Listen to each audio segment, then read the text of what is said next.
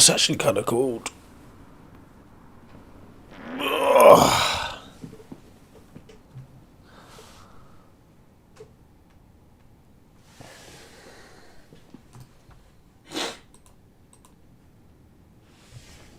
What a sound that.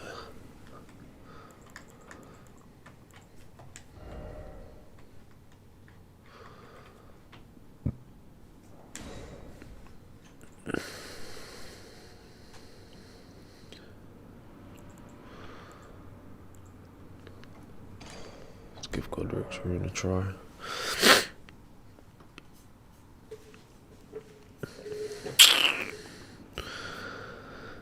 Okay.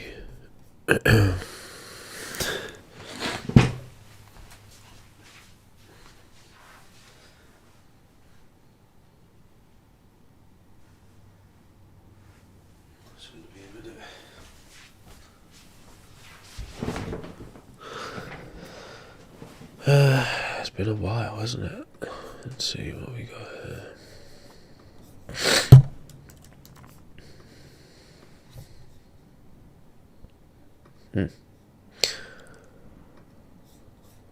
Okay.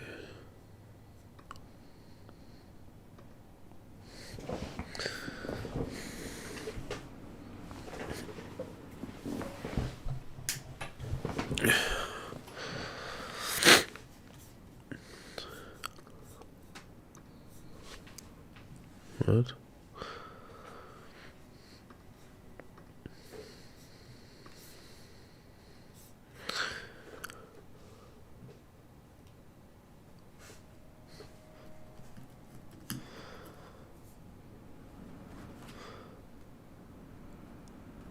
Check 1 2.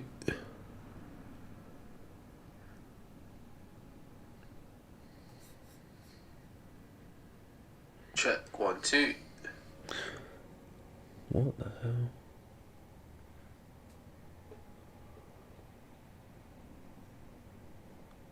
Check 1 2. Okay, I think we got a sound. What's up, 14? How you doing? Okay, it's been some time since I've been on this game.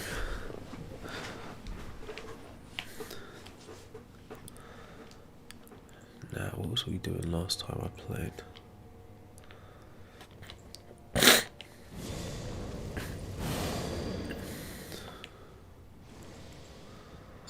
I actually might want to change that flask and see what happens.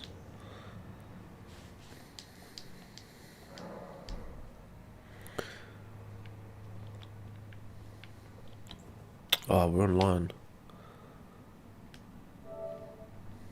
Let's just leave it for now, see if it affects it. I was wondering, why is it asking me to do that? No.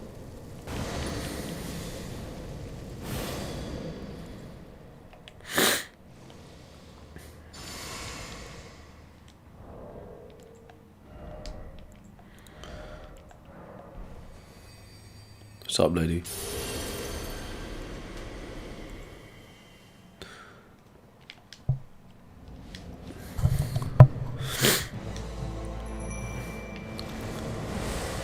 Oh, the controller feels a bit dodgy.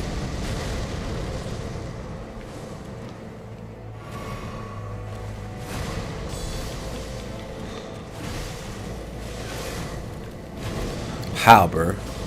How?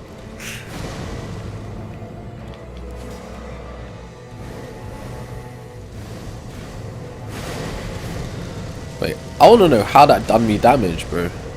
This guy is too OP.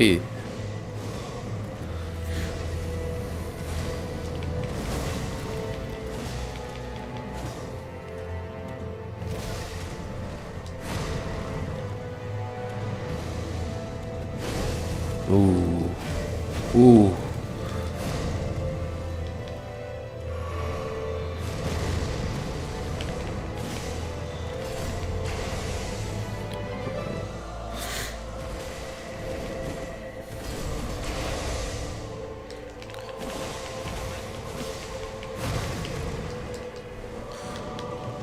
Oh, I'm dead. He's got me. Damn it. Oh, what kind of armor set can I use against this guy? Oh. Get out of here.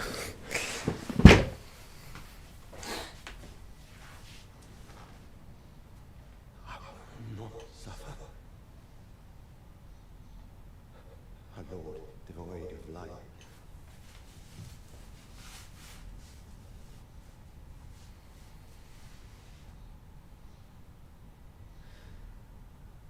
No, mother, forgive me.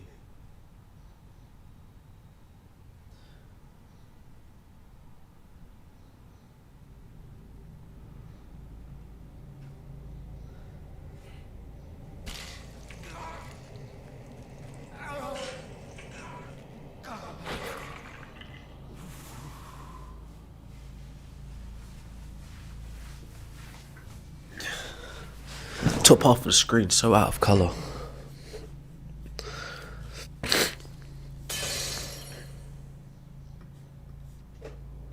I'm dead anyways. He's doing this cutscene for no reason. What's up, Stardust? I mean, we created the measurement of time, but we didn't create time itself. A lot of people have that misconception, but yeah, I would agree. I don't think anyone created Man Faker. Give me a reason to think that's the case. Nah, I wouldn't say it's impossible, but I haven't got a good reason to think that's the case.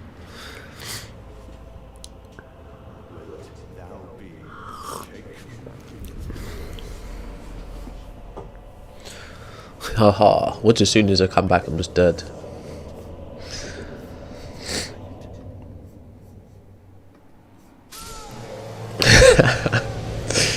Oh, yeah, that was nice. I should actually go watch a tutorial on how to beat this guy.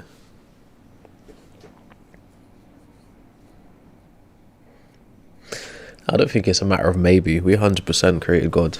There's never been an idea, a concept of God you've ever heard of that didn't come from a human. And yet we're still to find any evidence of God's existing. So I think it's pretty obvious that we created God.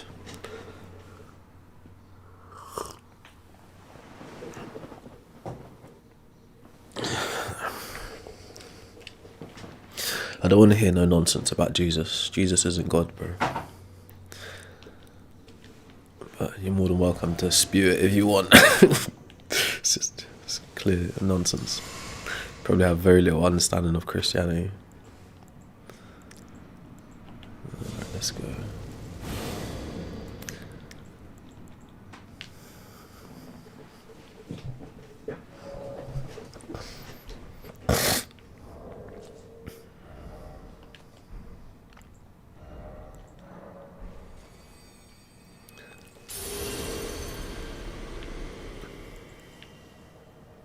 Alright, see if this does any better.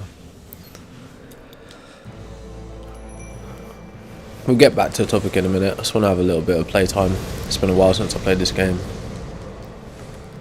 And I've been stuck on this boss for ages. But as always, I'll walk you through the how, the why, and all that good stuff. If you're willing to listen anyways.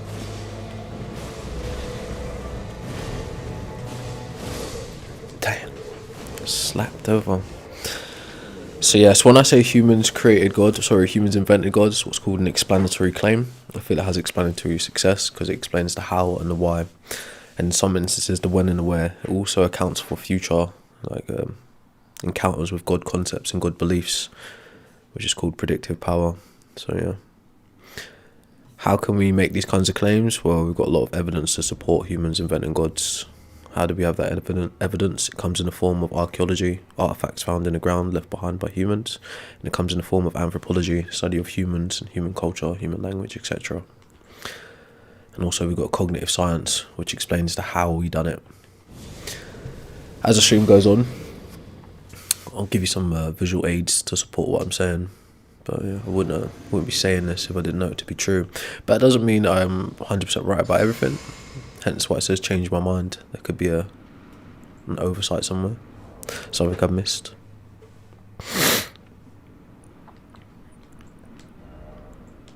Right, let's not waste runes. What I need to do is figure out this guy's moveset.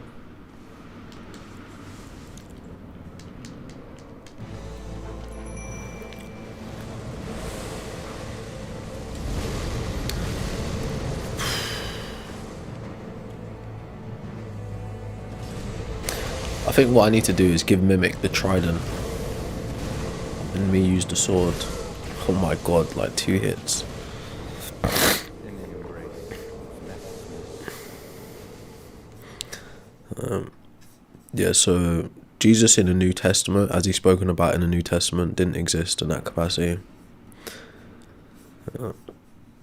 Again, if you study a bit of history, particularly the history of Christianity, you'll realise that's the case. Jesus in the New Testament is just what's called myth, or mythicism, something like that.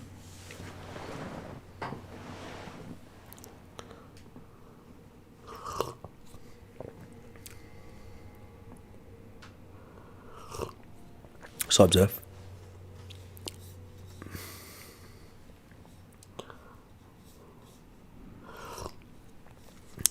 So let's let people get in, let's play the game a bit more, and then we'll start getting to the hard stuff that you actually probably want to hear, want to think about.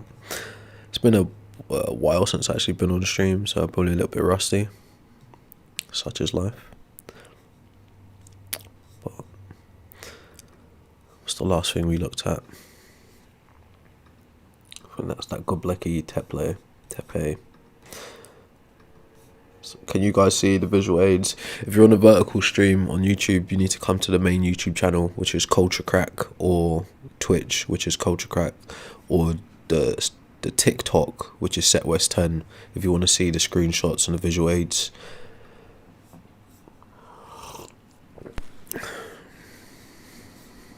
So that's it. Again, if you're watching on a vertical stream, you need to come to the main YouTube channel.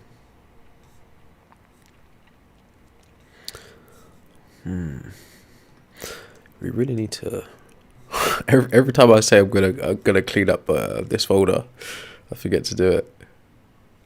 So yeah, again, someone murmuring about us coming from nothingness is really a Christian belief. Okay, murmuring, not even murmuring. It's me. I'm the one that's murmuring. You're probably shouting behind your keyboard. But no, I don't think we come from nothing. That's foundation. As you can see on the screen, there's a short explanation of what that is. For the people on vertical, there's a bunch of people who subscribe to what's called the creationist myth, which basically tells God creating the world in 7 days. And like some people young earth creationists. There's a lot to go into. As I get more awake, the stream goes on, I'll explain it in more detail, right? But basically, these people subscribe to a myth found in Genesis that God created the world. Now, the myth found in Genesis is passed down by ancient Sumerians, Mesopotamians. I'll show you the tablet of that in a minute. But basically, that myth entails God creating everything. They say the world, but modern people use the word world interchangeably with the word universe. So they think God created the universe from absolute nothingness. So when a Christian says, oh, you don't believe God created the world, so you believe something comes from nothing, what they're actually doing is like projecting their religious views onto you. Why can we say that? Because the idea of something coming from nothing is foundationally actually an Abrahamic viewpoint, which is the creationist myth. So that's what's on the screen. Creatio ex nihilo is Latin for creation out of nothing. It's a foundational Christian doctrine that God created the universe, including all matter and energy and time and space, from absolute nothingness, rather than shaping pre-existing material. It affirms God's total independent sovereignty and role as ultimate originator, distinguishing him from the creation. Okay, so the idea that something can come from nothing is a Christian idea, but it's not exclusive to Christianity, because, well, Christianity really just pertains to the invention of the New Testament, but Christianity is based on Judaism, which is based on Israelite tribes, Hebrews, which is mixed with Canaanites. There's actually a guy that said recently that Canaanites and Israelites were technically the same people. There's some interesting stuff behind it, but yeah, this view that something can come from nothing is a religious view ultimately.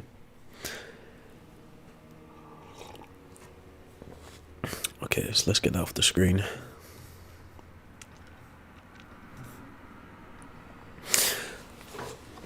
That's not Wikipedia, bro. And actually, it was in a university setting. Well, when I went to uni, you weren't allowed to use Wikipedia unless you got the extra sources.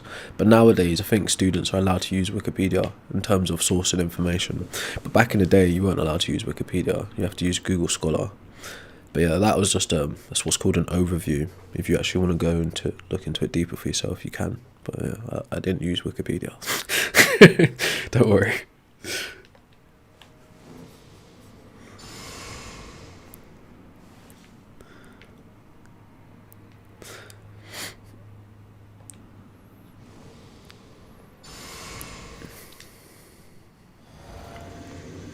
But yeah, that creatio ex nihilo is people have known about that for years, probably hundreds of years now, actually. So it's not like any hidden occultic information. It's just literally something that's been a part of Christianity for ages. Hopefully you can hear me. I am mumbling a bit. I'm a little bit under the weather, and I want to play some games, so I don't get the time as of recent. As to how long I'll be on today, I can't say. Might do 2. Oh, I forgot to give Mimic the weapon. I wonder if this guy's got a gimmick tool. Oh, how did he grab me? That was cheat. I'm dead.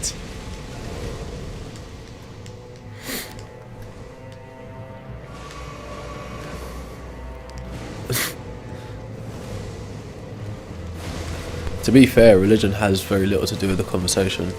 People who need to fall back on religion to discuss God have like quite a limited understanding of theology in the first place. But that's neither here nor there. In the embrace of Messmer's flame. No, I don't believe in God. Humans invented God. Why would I believe in something that humans invented?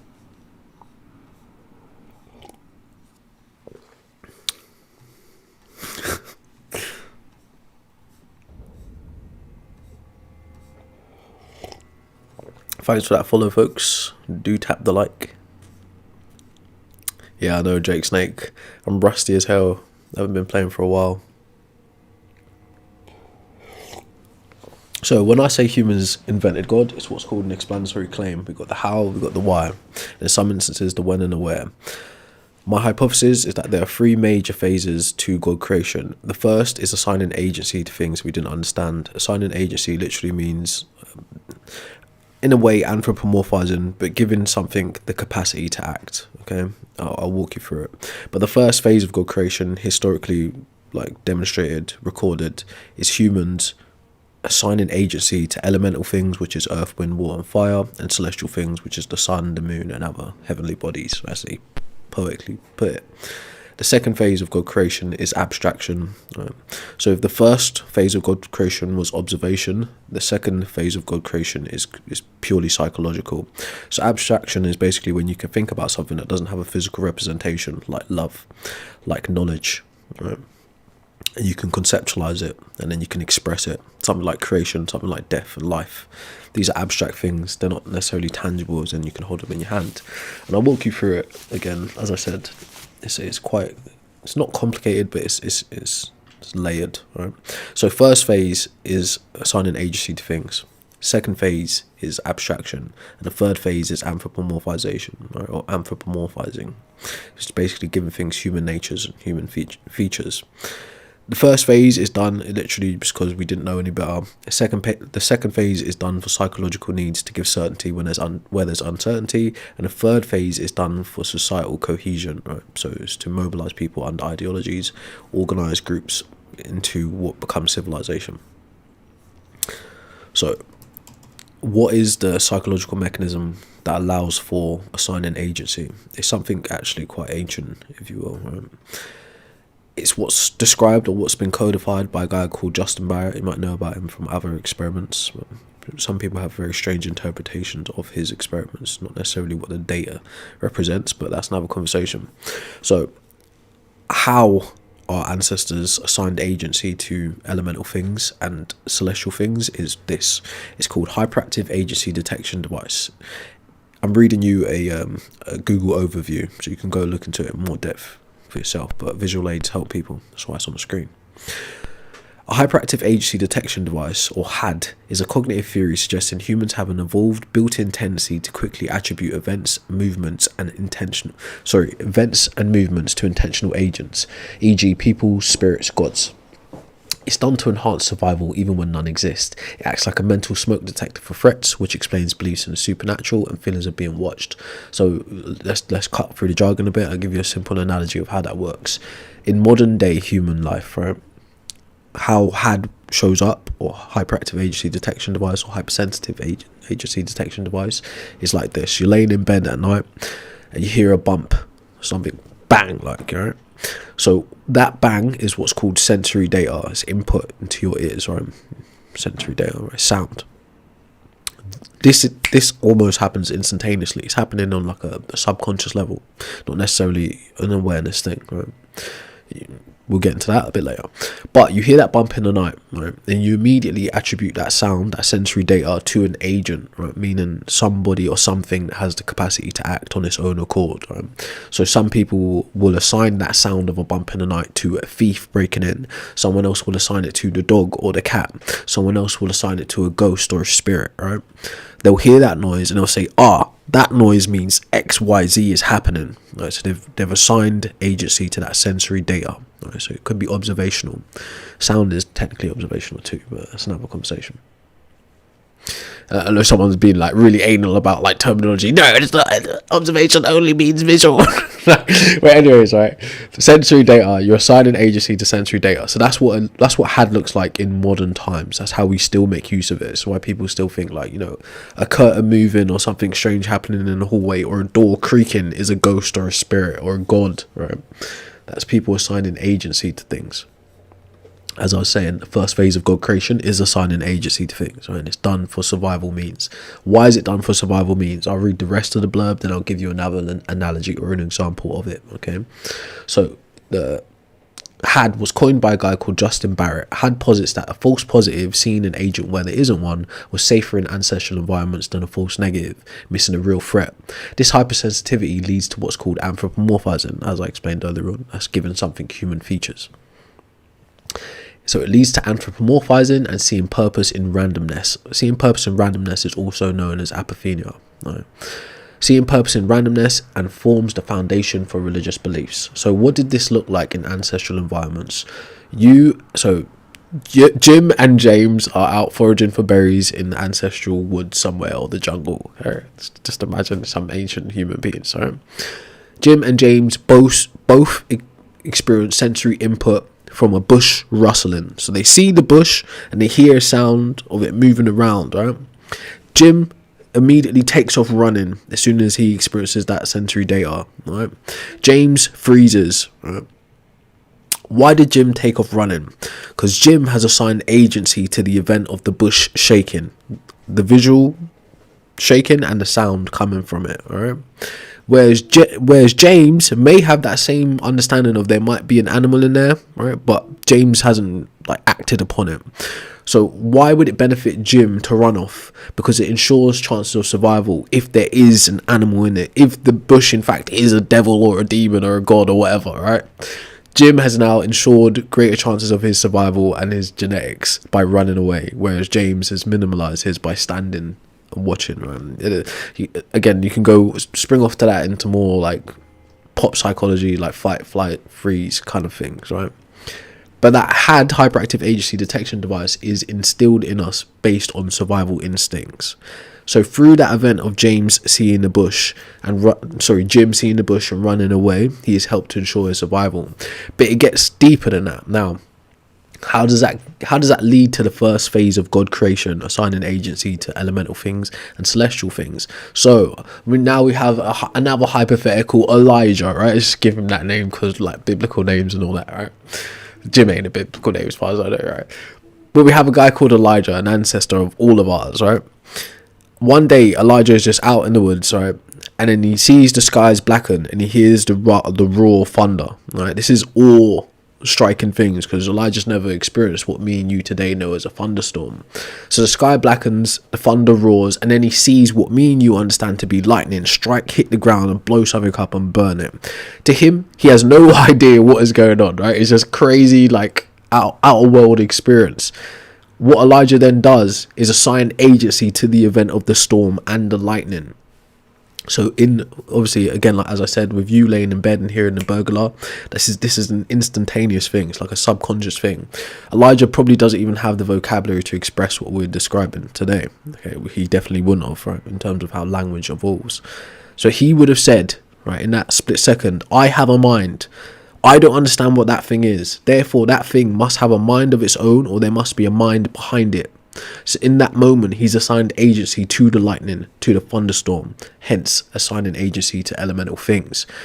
Elijah survives said event, tells the story of said event. The story becomes lore and legend, and over time, that event gets deified, but it also gets deified to ensure the survival of other members of his tribe.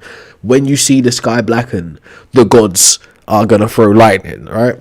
What do they begin to do is build like proto rituals around said event to try and appease the gods from the lightning or from the earthquake or from the tsunami, right? And this lays the foundation for elemental gods and celestial gods. A similar thing would have happened in experiencing something like an eclipse, okay? So that's the how and the why, right? Conjoined in phase one, assigning agency to things. Now, how this expands as we move into the second phase of God creation, which is abstraction. Okay, so moving past just straight observational data, as humans develop greater capacity for reasoning and conceptualizing, we can start to begin to think about things beyond just what's in front of our face. We start to come up with the hows and the whys of said things, even if we're completely wrong, right? It just helps to give us certainty, right? Now, hold on, I've got to do some admin quickly. So phase one was assigning agency. Phase two is abstraction, right? The abstraction is done for psychological needs. So now you start to get things like love, war, magic, death, creation being deified, right? To deify something is to turn it into a god, right? It's to give it its own like godhood. But they take these abstract ideas and they deify them into entities, okay? And these entities help explain the why and the how of things, right? It's not as again, I'm not giving you like entirely fleshed out view of this, right? But just to simplify it, phase one is observational, phase two is psychological. Now, we take phase one and phase two and we stack them in phase three, which is anthropomorphizing, okay? So now we start to create more advanced, developed versions of gods and entities and spirits, etc. And they now embody the abstract, the elemental, and the anthropomorphic, sorry. So on the screen is an example of this. Phase one and phase two are mainly hunting and gathering times of human history. Phase three is like agriculture. We're moving into city building, civilization, polis. Okay, so we're now going way beyond just we've gone beyond just like hunting and surviving to live to day. Now we're thinking more advanced, right? We're making tools. We're like developing vocabularies and understandings of things. Okay. Now, as you can see on the screen, there's a list of gods, not even close to an exhaustive list. How do we know about these gods? Archaeology, anthropology. Okay. Archaeology is the study of artifacts found in the ground. Anthropology is the study of humans cultures, humans histories. Okay. So the first on this list, you'll see how these phases meld into what I'm explaining about humans inventing God. So the first on this is Mesopotamia, which is one of the oldest civilizations known to man. Mesopotamia is also the ancestral place of the Jews, right? So you understand this as the stream goes on. So Mesopotamia, modern day Iraq, they created a god called Enlil. Now this is like 2500-ish BCE, right? Could be a little bit off by the time. But their god, that Enlil, right, was assigned the role of god of wind, air and storms, right? That's a phase one creation, observational. Okay. Egypt, Northern Africa, Ra, a sun god and a creator god. A sun god is phase one, that's a heavenly body assigning agency to the sun. Phase two is the creator god, because it's an abstract thing. Something creation isn't something you can hold, but it's something you can express. Okay. Greece, Europe, Zeus, king of the gods, and sky and thunder. I need to zoom in, my squinting a little bit. So being a king of gods is completely anthropomorphic. Kings are found in a human hierarchical system called monarchy, how we organize ourselves in the society, right? Zeus is given the role as a king, which is directly anthropomorphic, right? It mirrors human hierarchy. He's also the god of sky and thunder, which is a phase 1 thing, right? You'll find a lot of phase 1 type of gods because it's observational, right? This is why the god of the Bible, his genealogy starts out as a storm god, right? He's a storm and warrior god called Yahweh. Okay, you'll find this across human nature because this is we tell the story of us through our god creations. Right?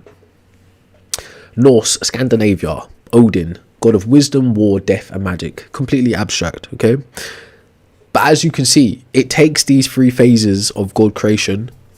So assigning agency to something, abstraction, right, and anthropomorphizing in order to build conceptualized versions of gods. But as so far as these gods existed independently, there's never been evidence of that, right? The same can be said about the god of the Bible, the god of the Torah, the god of the Quran, right? The Bhagavad Gita. Like, the same can be said about all these gods. If you was to take your time and screenshot this list and just look at each one of them, right, or just pick one at random. Aztec, Mesoamerica, right? Quetzalcoatl, the feathered serpent god of wind and learning, right? So a feathered serpent is something animistic, or speaks to animism to a certain extent, right? God of wind, that's a phase 1. God of learning, that's abstract, that's phase 2, right? To reach these places, we have to go through an evolutionary trajectory of god creation, right? Simply said, if you had to explain all of that long jargon to a child, throughout human history, there's never been one universal idea of a god. No one has ever been able to go out into nature on their native land and discover the god creation of another person's land. Right? It simply doesn't work like that. All god concepts come directly from the minds of men and are transmitted to other men through language or through artifacts. That's just how it goes, right? Hence why we've never discovered any independent evidence of gods existing. It's always been based on the human psychology. Right? But anyways, let's have a bit more gaming. What's up, Darsnake? What's up, Connell? What's up, Garrett? How you doing, bro? I mean, same old, you know how it is. Right, now let's go get thrown about like a ragdoll for a bit. Do you know what? I think maybe we should like try figure out some armor. Why is the controller always doing it on this game? It's dodgy, isn't it? Look. It's just doing whatever it wants. I think there might be like a signal issue here. No wonder I can't fight bosses. Can't even get my controller to work.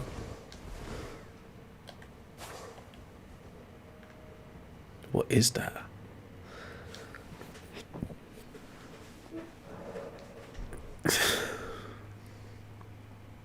There's no such thing as a pagan religion, bro. Well, yeah. You can give me an example. Perhaps you might know of one. But as far as I'm aware, like, religion is something that is actually developed imperialistically, put it that way. Before that, you're just talking about people's indigenous practices, which is it's just their culture.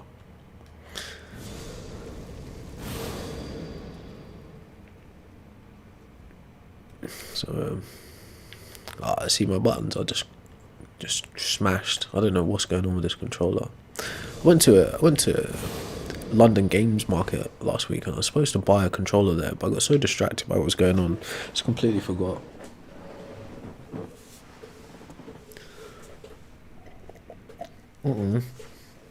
It's Elden Ring. Saying that, I still need to do the last boss on Dark Souls 3. Yeah, to be frank with you, your belief about gods don't really matter. What you believe doesn't matter. It's about what you can demonstrate.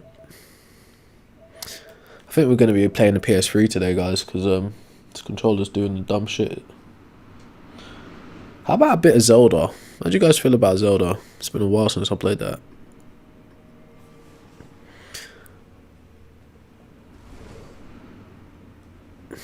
Yeah, I think we're going to be on the PS3 because this is not working. I can't fight like this. Let's see something quickly.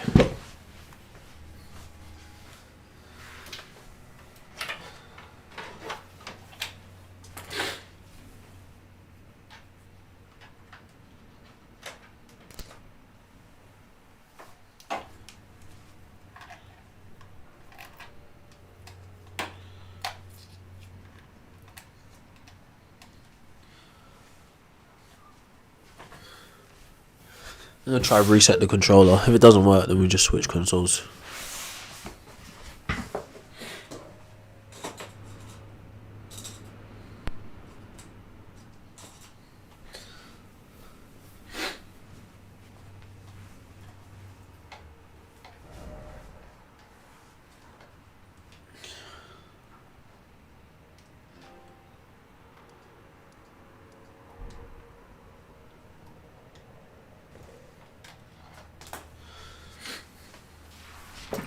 Alright, cool.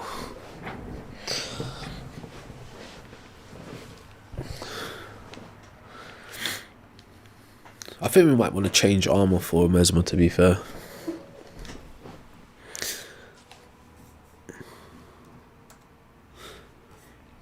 So yeah, when I say it doesn't matter what you believe, it's just quite obvious. Like in terms of, right, so if you want to know what my actual position on this whole God concept thing is, right, is this: all known gods are psychological constructs and do not exist independently of the mind.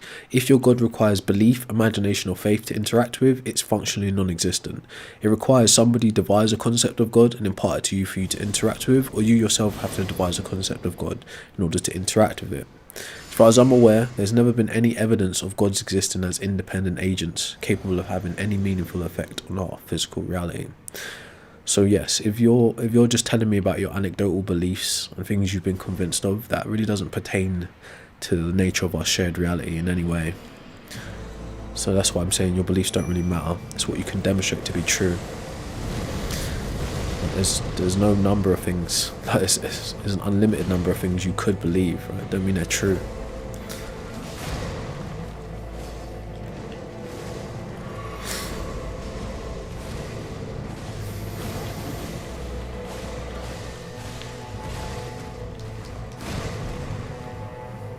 And again, I get a lot of people are approaching the conversation of gods through the lens of their religion, so they don't really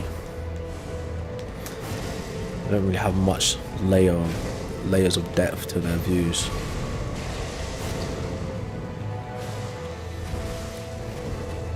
A lot of it is just like regurgitated doctrine, unexamined. Woo. Mimic's doing a way better job than me. Come on. I'd say the egg came from something that wasn't a chicken, bro. Just like humans came from something that weren't human. It's just evolutionary reality.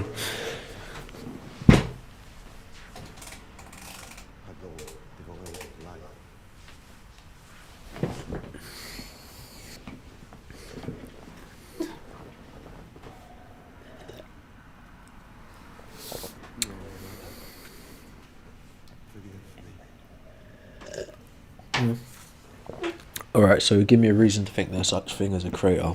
You're speaking to somebody who said humans invented God. So if we devised a God concept, we would give it the anthropomorphic features of being able to create, wouldn't we? Giving it the anthropomorphic features of intelligence and a mind. So give me a reason to think it actually exists in that capacity. Because your views of a creator seem to be speaking to the ancient Mesopotamian creationist myth more than reality. But perhaps I'm wrong, and you know something I don't.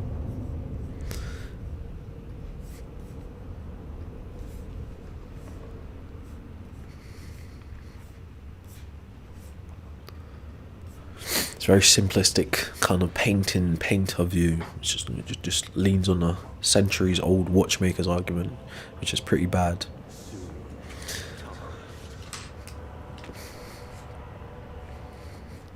So rice cake, I think that's somewhat accurate. Wilt thou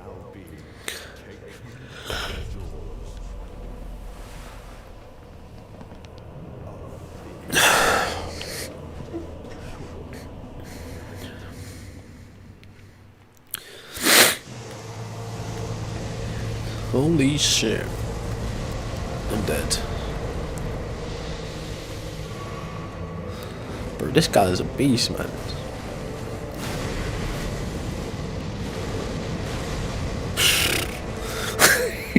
He is rage.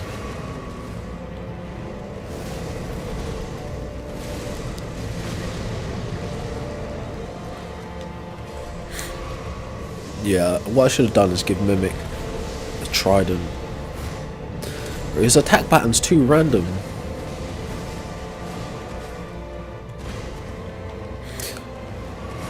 I think the problem might be that I haven't got him to second phase enough to study him. Yeah, that's why.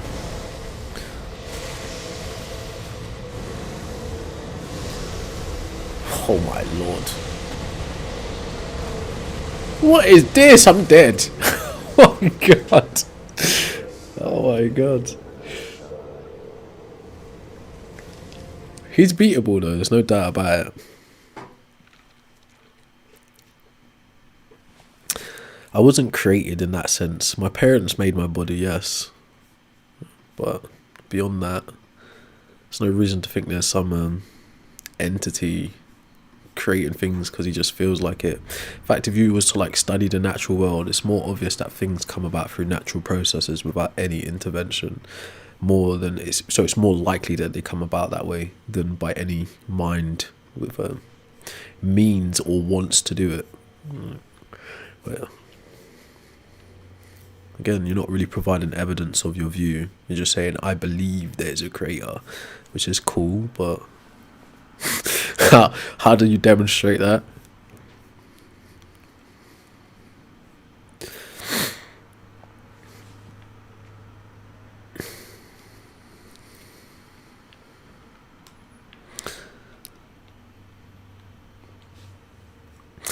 Yeah, so if you want to know my point of view is this, I'll say it again, I'll say it 100 times if need be. All known gods are psychological constructs. They do not exist independently of the mind. If your god requires belief, imagination or faith to interact with, it's functionally non-existent. Somebody has to devise a concept of it and impart it to you for you to be able to interact with, or you yourself have to devise a concept of it. Historically, we've devised various, like thousands of concepts of gods, and we've come up with what's called frameworks for those gods. So those frameworks would be called monotheism, polytheism, pantheism, deism, dualism, animism, henotheism, and a few others I probably missed. I'm having a little bit of fun playing the game at the minute, but soon I'll start bringing up more visual aids so the people who want to learn some stuff can learn some stuff. What's up? How you doing, bro? But yeah, historically there's never been one view, a universal view of what gods are. In fact, the idea of monotheism, like from an Abrahamic faith view, only comes about in the 6th century BCE. I'm dead.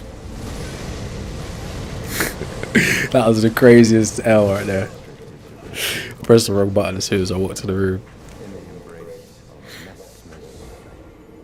So yeah, the idea of monotheism, how we understand it today, is a culmination of all these other god concepts put together by different humans sharing their ideas historically. Again, we literally know the genealogy, meaning the evolutionary trajectory of the God of the Bible, so there's no good reason to think the God of the Bible is uniquely existing versus any other God concept, right? So there's that.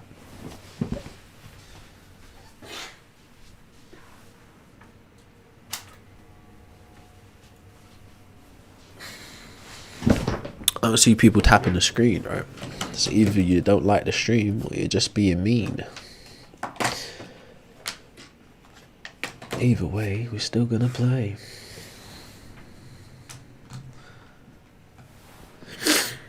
Thanks for the taps, appreciate that.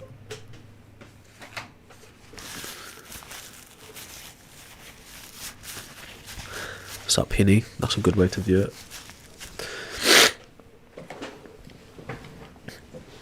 Right, I wonder what armor we can switch to, because I feel like maybe we might get a little bit of a boost changing armor, but I really like this armor for the whole game. And again, there's like decision fatigue. There's too much stuff here to pick through. Yes. Nah, I can't be bothered. Just looking at all that is just, yeah, it's too many options. Let's do it like this.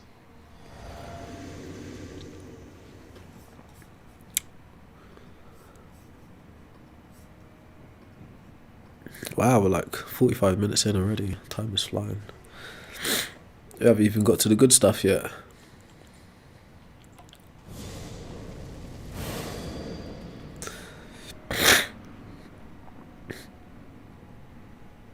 No, I don't know what you're talking about.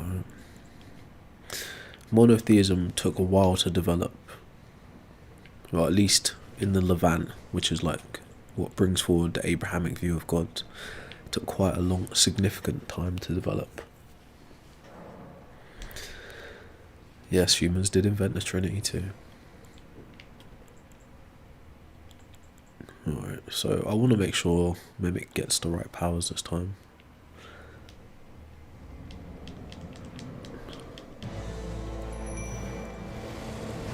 Right. No. Flip it now. Rolled into the attack. Whew. Damn, man. He just wasted 3 flasks.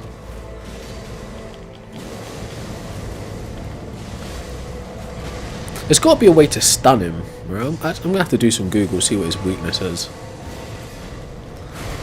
I do hate doing that though. That's why I've been so stubborn in this in this playthrough. Super stubborn, just throwing myself at him.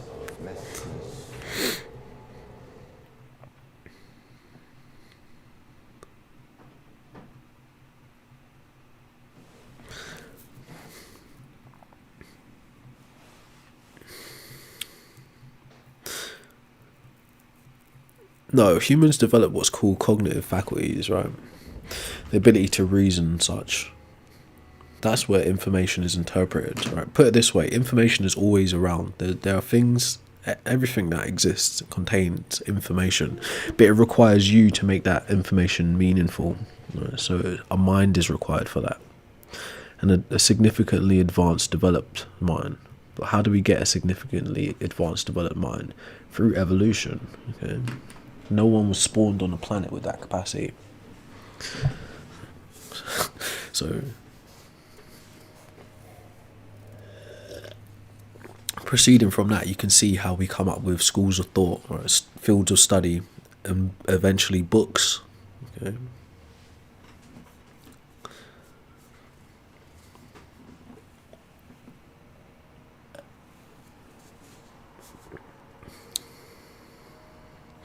Chronic, that's a fact, bro. Well, I don't know about you, but my parents made me, so there are some suspicions around most of you guys these days, I'll be honest. But I mean, I know how I got on the planet. Can't speak for you though. Do you know what I mean?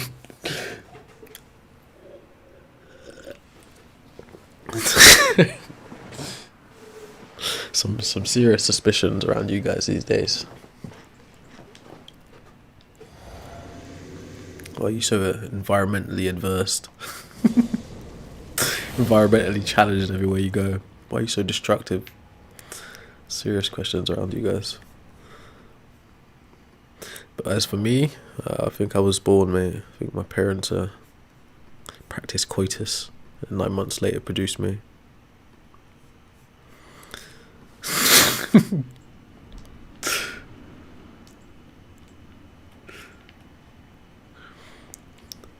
Anyways.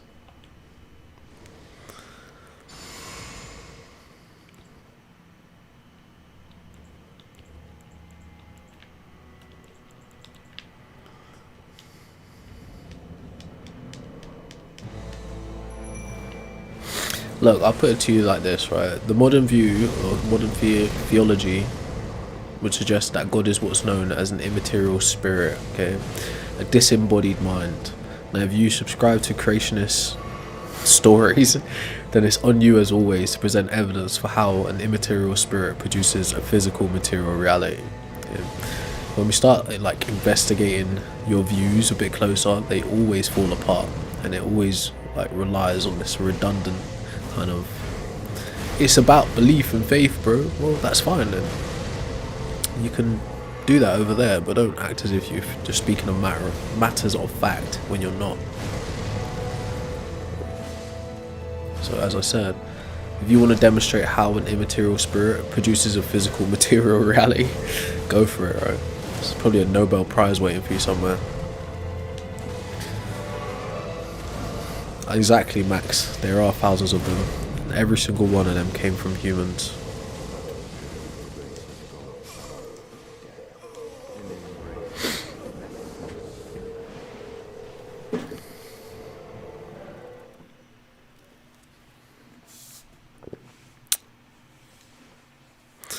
Yeah, but Yahweh was invented by humans as well. The origins of Yahweh was a storm warrior god.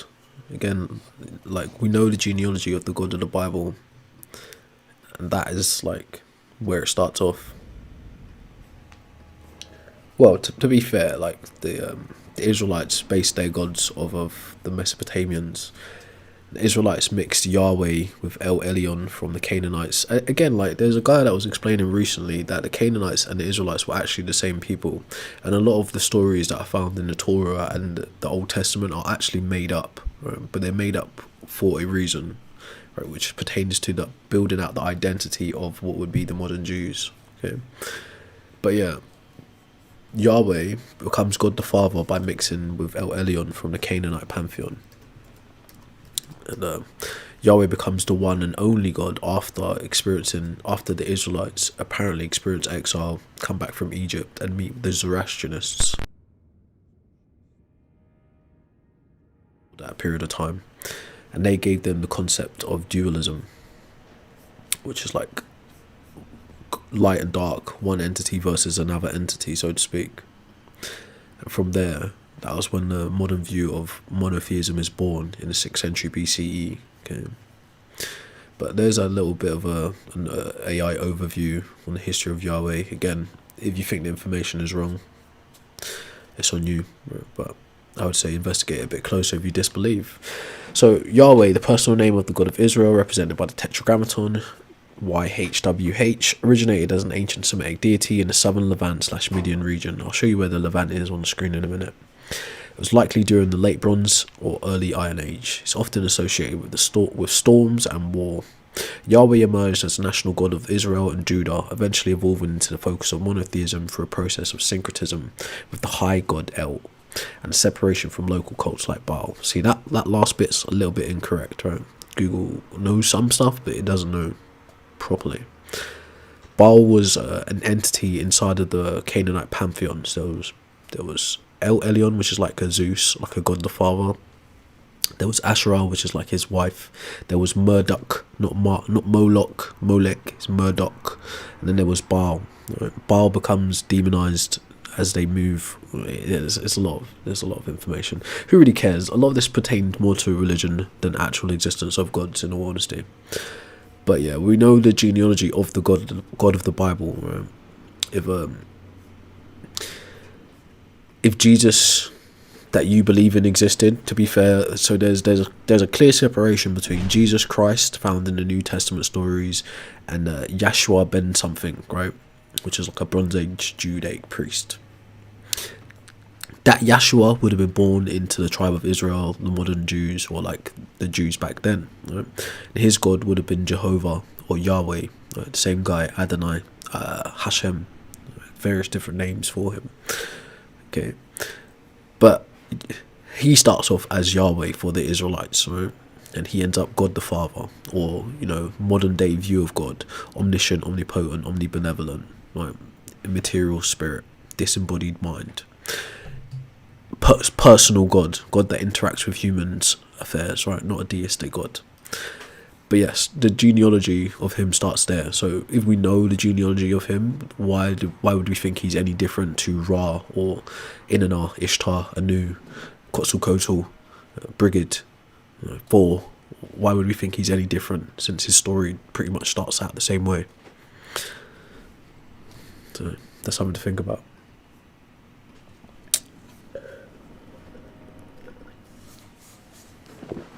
Oh yeah, I said I was going to show you where the Levant is for people that's interested to see. interested to see. We got actually a couple pictures of it. So this is one. It's more like a modernish view of it, but there's a simpler version of it. But the Levant is like where most of that ancient stuff takes place. That's the foreground, if you will, or the background for what becomes the Bible in the New Testament, Old Testament. That's the Levant. I love how this map says Africa is Egypt. It's like Egypt. Okay, interesting. So where is Egypt again? Crazy. But yeah, so the ancestors. So basically, in order to get to Yahweh, right, you have to have the history of Mesopotamia, which is the first civilization in that region. They produce what's called the Epic of Gilgamesh, one of the oldest known texts in existence, right? Like languages as well. They also produce the Ark Tablet, which is the foundation for what later gets remixed into Noah's Ark story, which is like the Great Flood, the telling of the Great Flood. What else did they produce? The creationist myth, which gets passed down to the Babylonians and, remixed by the Israelites into Genesis. Okay. See if we can find that creationist tablet for you. It's either my resolution is really zoomed in at the minute, or I need glasses. Hopefully it's not the latter. That's the creationist tablet, right? So those three key scriptures or those key artifacts help build up what you believe to be your modern religion. But remember, what you call Christianity today is actually devised by the imperialism of the Roman Empire. So it's an add-on to Judaism, It's so it goes Judaism, then 1,500 years later, 1,500 years later, Christianity gets added into it, right? Then 650 years after Christianity, Islam pops up and takes the two and then other views from around the world to create its religion. But all three of them are based on the same original Abrahamic view of God, okay? History of the Levant, primarily. But anyways, right, there's no good reason to think that God exists. As I said, it has an evolutionary trajectory like any other god. And historically, there's never been one universal God to be found. It's just different people putting forward different ideas, different backgrounds, different stories, right? No one, anyways, right, let's not get too deep, but yeah, there's never been evidence of gods existing as independent entities, and there probably never will be. Yeah, I know, I've played this, the second time I played it in the last, 2 or 3 weeks, so I've been slacking off in terms of skill, and I'm not quite sure how to approach this guy yet. He's just beating me up, so I'm just going to keep throwing my character at the wall until we get a breakthrough.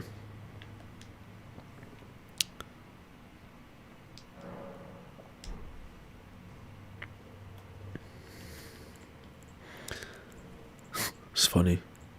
Guy said, this guy sounds British, but he's clearly not.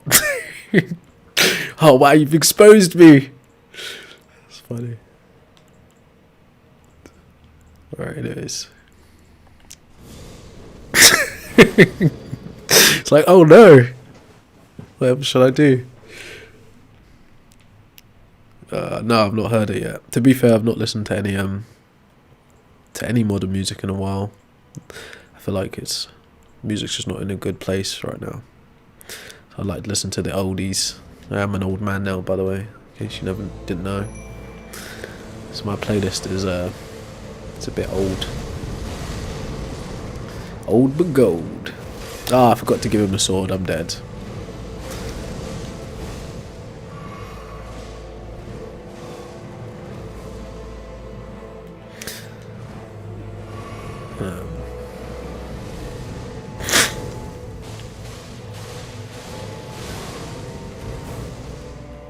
Slice it.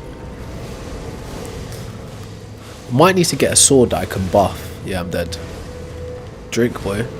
That was close.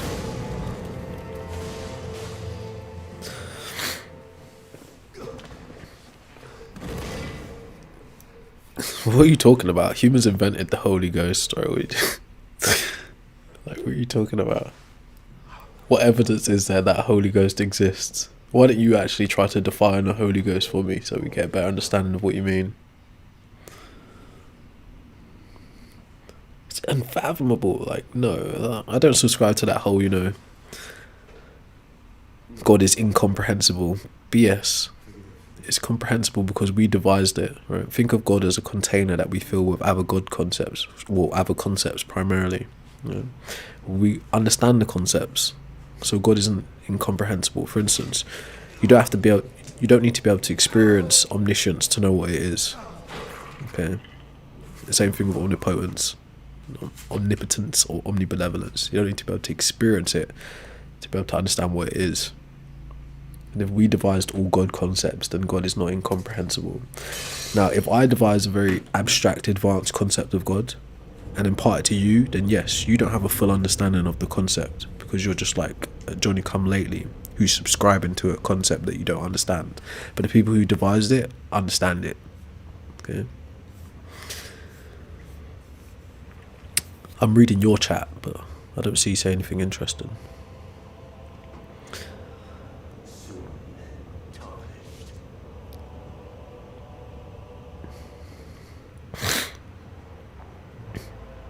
Yeah, so give me a reason to think spirits exist in terms of like the way you're saying it. I understand it from like a colloquial, if you want to put it that way, use, or souls and spirits in that way, but as actual things, give me a reason to think they actually exist. Sup, Grav? Oh, I'm dead.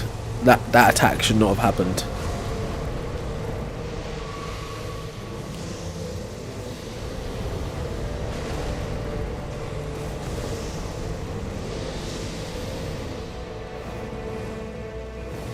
Like, look how much ground he can cover. Shit.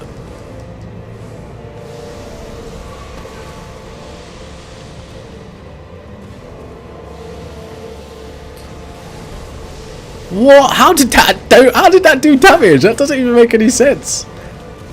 Oh my god. This guy is ridiculous. Right, so when I say humans invented God, I'm talking about all gods, right? So, in my view, I'm using God as just like a category definer of like supernatural entities or deities, okay? We can get into the specifics of the God that you're speaking about if you care to define it, but I'm using it as a category definer, so I'm talking about all gods. My view is this: all known gods are psychological constructs that do not exist independently of the mind. If your God requires belief, imagination, or faith to interact with, it's functionally non-existent. Somebody has to devise a concept of God and impart it to you for you to be able to interact with, or you yourself have to devise a concept of God in order to interact with it. So that being said, to me, all gods are merely concepts, right? They're abstract. They're just abstract ideas in simple terms, right? So I don't put any one type of God above any other type of God. If we're looking at gods in terms of anthropology, it's necessary that humans go on an evolutionary trajectory to produce God concepts that keep building on each other. For instance, the God of the Bible is built on other types of gods, so like elemental gods, celestial gods, abstract gods, okay? Then it meets with philosophy, like in the following centuries, then it gets bolstered by philosophy and it starts to become omniscient, omnipotent, omnibenevolent, immaterial, disembodied. All of these high-minded ideas get added on to God concepts. God concepts devise like a seed, then they grow. Yeah. But it's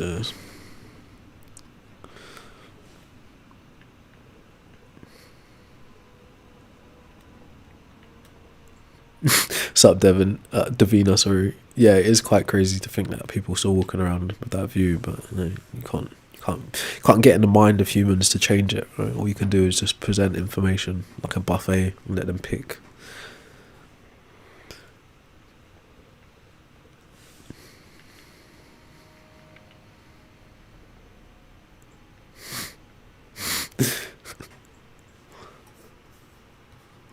Intelligent enough to get rid of anyone that's so lowbrow. Easy money.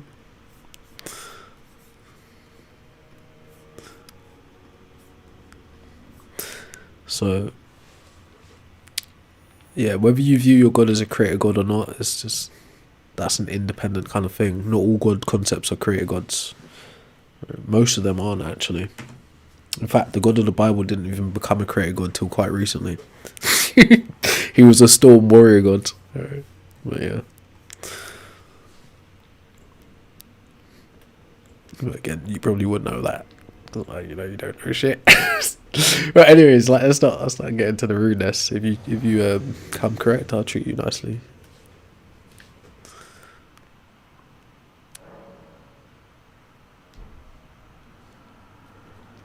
See, the thing is, right, here's like when we start getting a little bit more abstract, right? It's absolutely possible that there is an afterlife and still no God, right? In terms of like, not being like pseudo philosophy, but in terms of modal possibilities, it is possible that there's an afterlife and still no God. Just like it's possible that there's a Big Bang and still a God, right? These kinds of things are possibilities, but in terms of like concrete realities, there's no evidence of these things being the case, right? You know, that like as like some high-minded people might say that it's not manifestly true. Do you know what I'm saying? So yes, you could have these views. They could be weird and wild and like, you know, freaky to any extent you want them to be.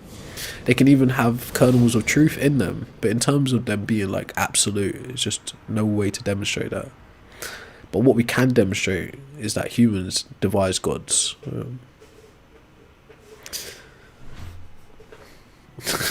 Lord. Do you even know why you use the word Lord? So that's what I mean. The Empire has you. The Empire has you like this, bro. You don't even know why you use that word. So, Joker. We need to help decolonize your minds, man. That's what this is all for. The Lord. Joke, man. You joke. Anyways, so when I say humans invented God, it's what's called an explanatory claim, and I feel it has explanatory success because we explain the how and the why. In some instances, we can even give you the when and the where. God concepts come around in mainly, well, they're built mainly off three phases, right? First phase is assigning agency to things, right? Second phase is abstraction for psychological needs, and the third phase is anthropomorphizing for societal cohesion. I'll walk you through it a bit more in a bit, but try not to get spanked as I am. Yep, but I'm spanked.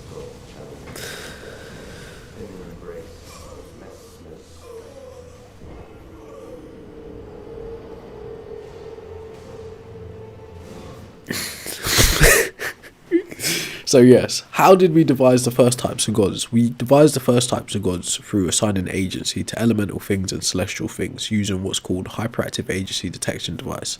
Hyperactive agency detection device is what's called a cognitive theory. I'll give you a little overview on the screen so you can have a mosey for yourself.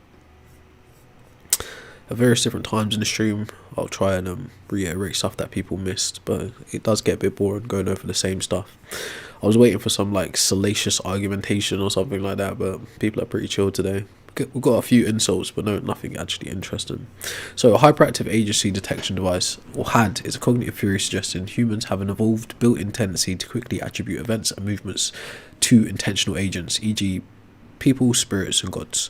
It's done to enhance survival. Even when none exist, it acts like a mental smoke detector for threats, which explains beliefs in supernatural and feelings of being watched. It was coined by a guy called Justin Barrett. HAD posits that a false positive, seeing an agent where there isn't one, was safer in an ancestral environment than a false negative, missing a real threat. This hypersensitivity leads to anthropomorphizing, seeing purpose in randomness, and forms the foundation for religious beliefs. So that's the how mechanism, right, accompanied by a why. But that's like phase one, which is observational. Hence why across the world, if I show you a list, like an even close to an exhaustive list of God concepts, you will see how many of them are observation based, right? But it's not that they are viewing God in a sense. They are viewing things and interpreting those things as God, right? Because as we understand today, put it this way, humans that are born in the last 100 years have a far more advanced, greater understanding of the natural universe than people born in previous centuries. Not everyone, because there are some geniuses from the past, right? Just as there are geniuses today. But the average person today has like a vastly greater understanding of the natural world. So when I say they're assigning agency to elemental things, you will see consistent gods of skies, gods of thunder, gods of fire, gods of winds, gods of water. These are elemental things, hence observational. Celestial bodies, the sun, the moon, the stars, Mars, Jupiter, Saturn. Okay.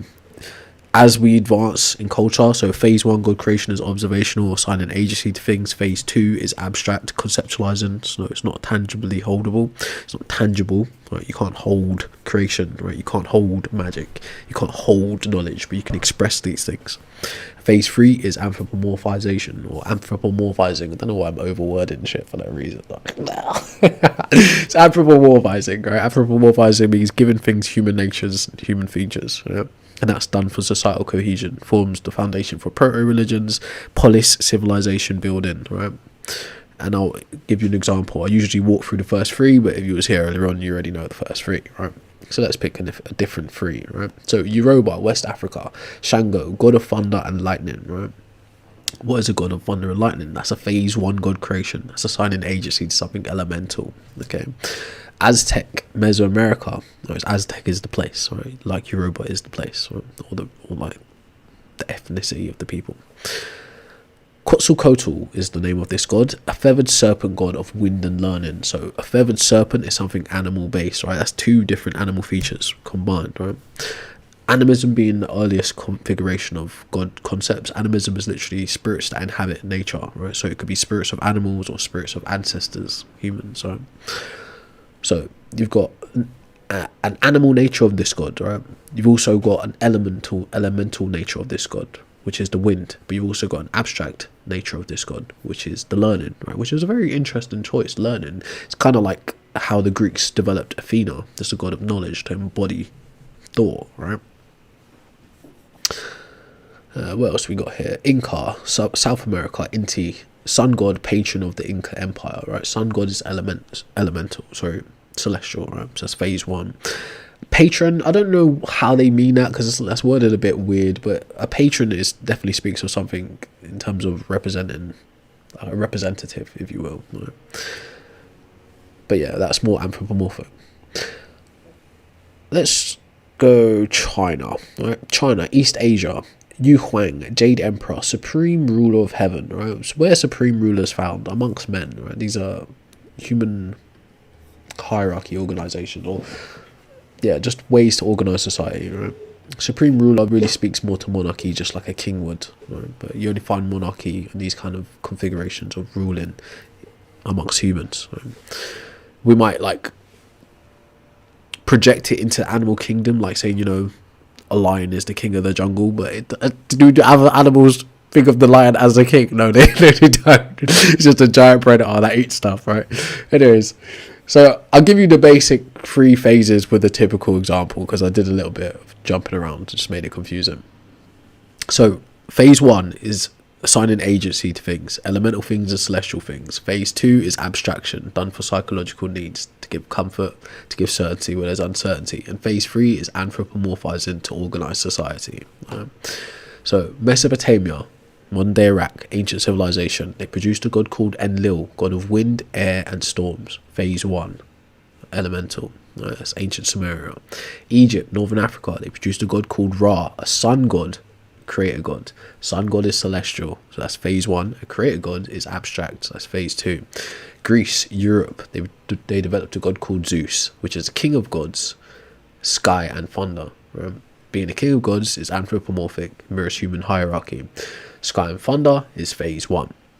Norse, Scandinavia, Odin, wisdom, war, death and magic, completely abstract, okay? That's phase 2. India, South Asia, Shiva, god of destruction and transformation, completely abstract again, phase 2, right? So as you can see, the 3 phases of god creation are necessary and found in all god configurations, even the god of the Bible, right? Which starts out as Yahweh, storm god, warrior god, right?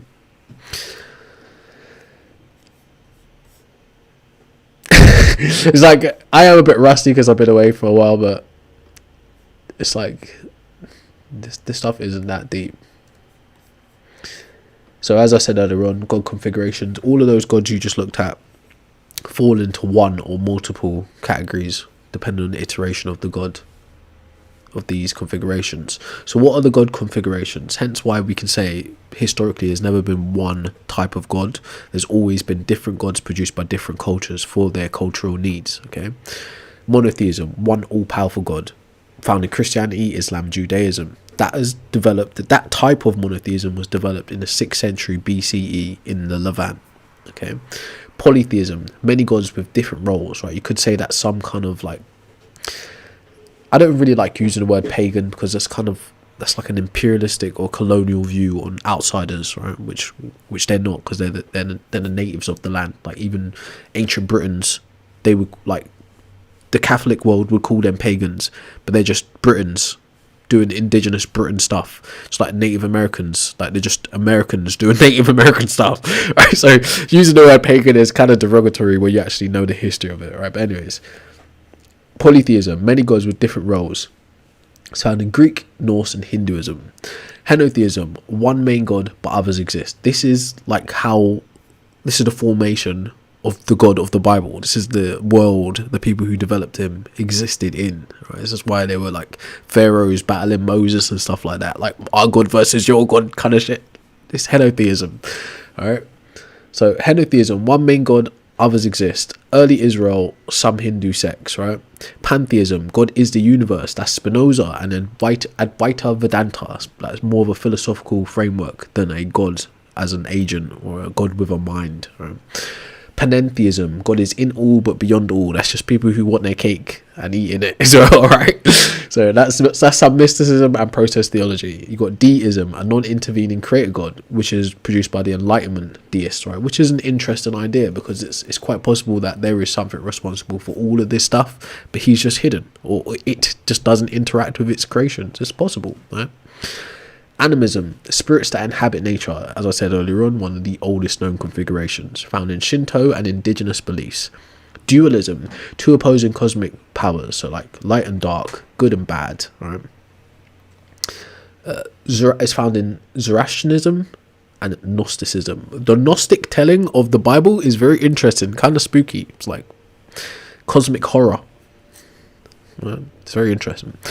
But yeah, that's pretty much it. Atheism isn't actually a god like theology at all, or agnosticism isn't a theology either, right?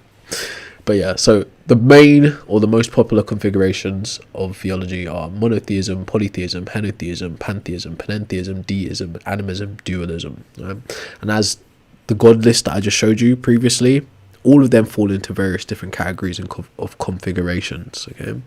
But historically, there's never been just one type of God, right? There's always been many produced by different people for different reasons. Then we share our ideas through language, through artifacts, and people are like, I like the idea of a creator God. I'm going to take that and put that on top of my storm warrior God and make him God the Father and a creator.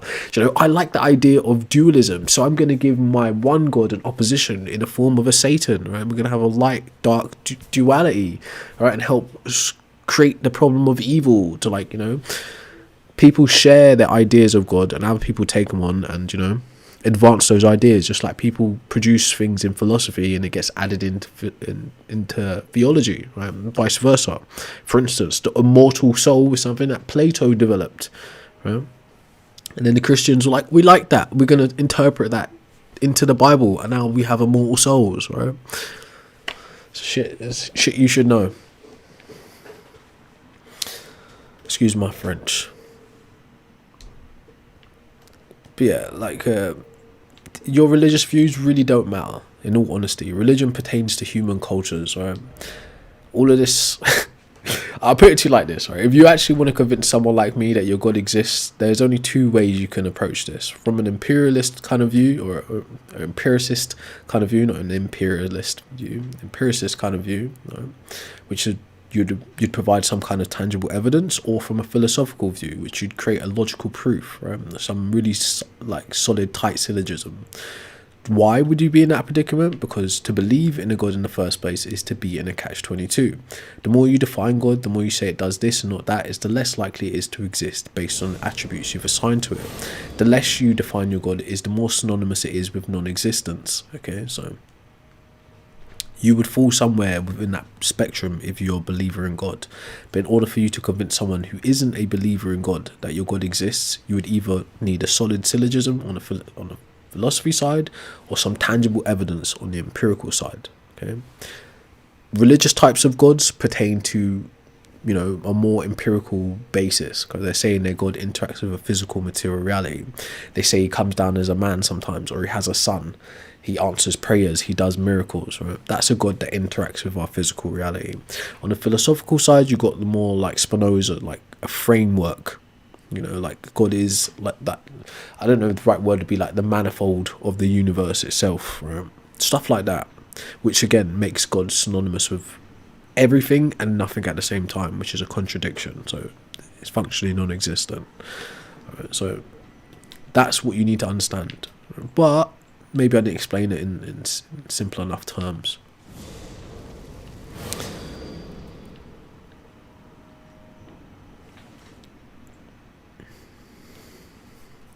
Yeah, so there's no good reason to take people's private personal experiences and testimonies as a proof of our shared reality. For instance, a hypothetical guy called John could come to us all in this chat today and say, oh, last night aliens abducted me.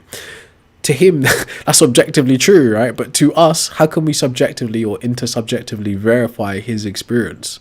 We can't really. The best we could do is take his testimony and then look for evidence that supports it in reality. But if we fail to find evidence that supports it in reality, there's no like sound reason to take his testimony as a truth of our shared reality.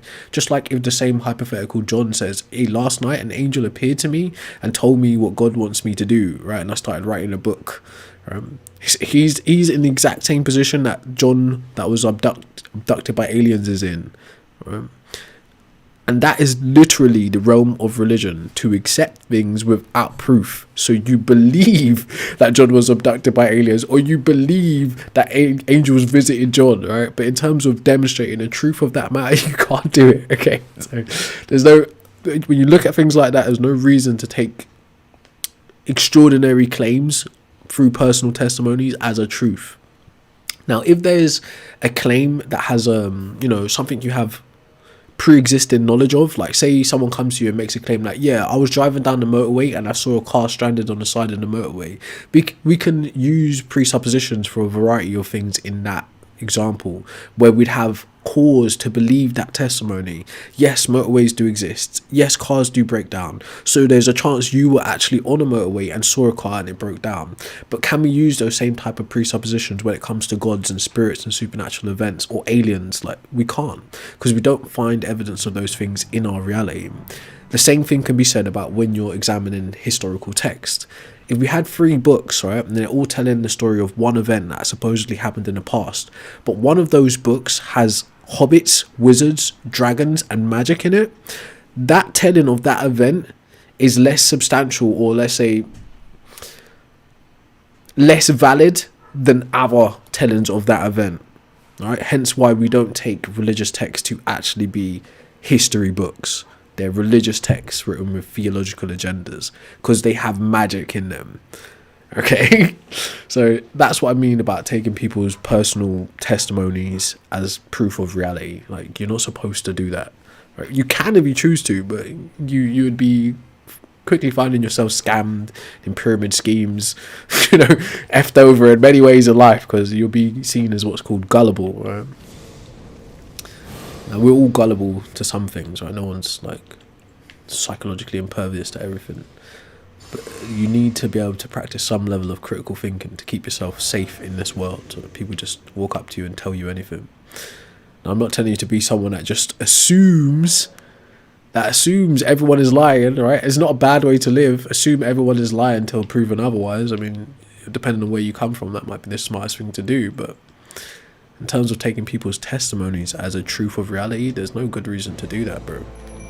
You don't know what's going on inside of people's brains. And on the more philosophical side of things, you don't know whether people are zombies or mutants, right? You don't know if their inner world functions the same as yours. You just assume it does because of their anatomy. But you don't know. Right? That's like, was that, I think it was like Cat Williams or something like that, he made a joke about him being in a mental asylum and there was a guy trying to scratch demons out of his face, right?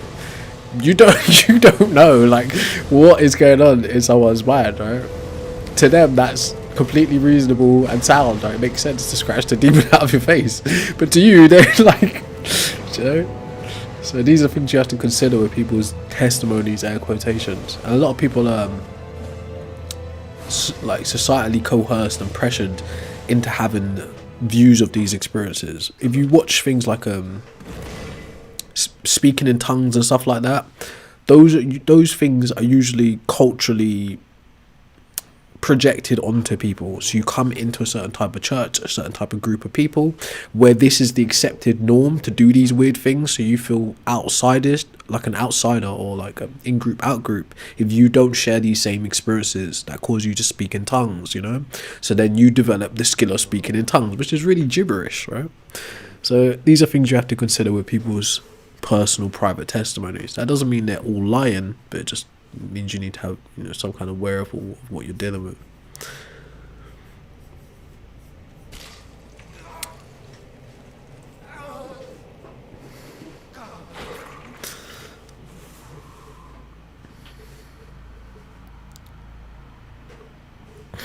The latter, godly, to be fair. The latter.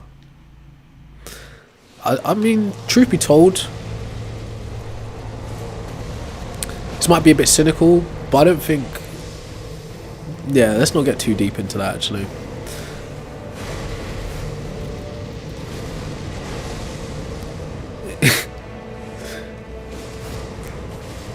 But it's definitely the latter. Oh, I squashed. No one invented me, bro. My parents made my body as just to entertain interesting thoughts. You could say I invented the ego version of me, and society invented the ego version of me. But as my body stands, my parents created that through coitus.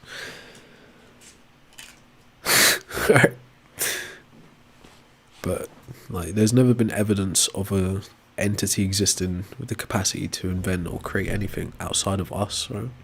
Invention is directly a human reference.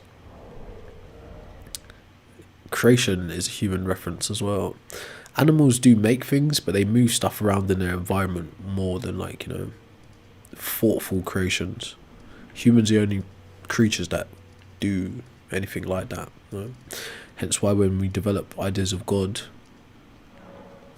we give God the same capacities through anthropomorphization. Why do I keep saying that? Through anthropomorphizing. It's like, what the what's going on with me?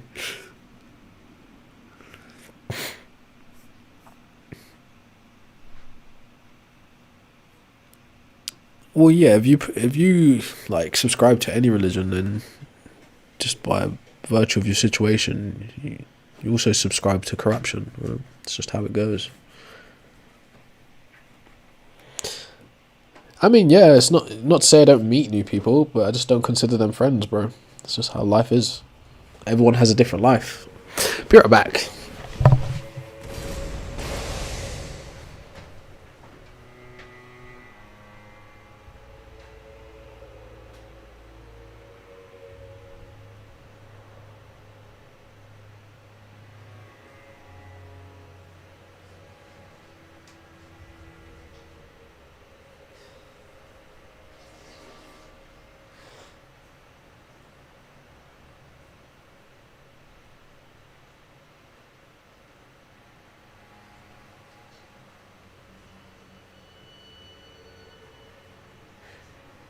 Like, where have you ever actually experienced that?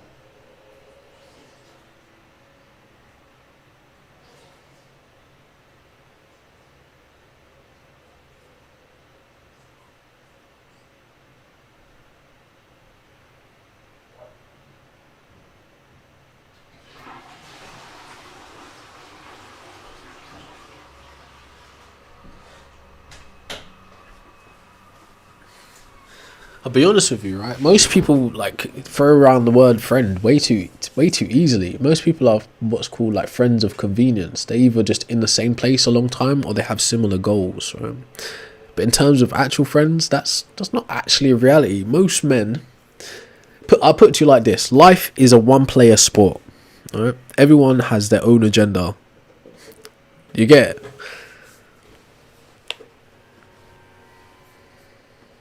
Yes, we might collaborate. You could say society itself is a collaboration, but it's more of a truce. It's a truce to say, in this period of time, I'm not going to do this to you, you're not going to do that to me, so we can get what we individually want done. But the truth is, man is constantly in conflict with both himself and nature at all times. So in terms of friends, there are no true friends on the planet, really.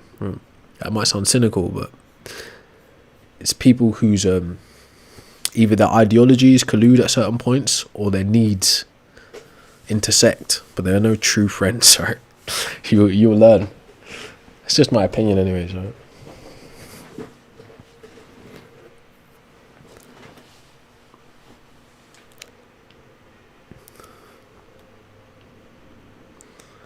There's only I think that's the only boss to fight at the minute, and clearly I'm underleveled though.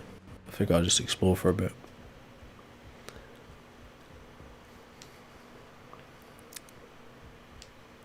No, that's called a partnership, right? And again, that's done out of convenience. Now, I'm not saying it's impossible.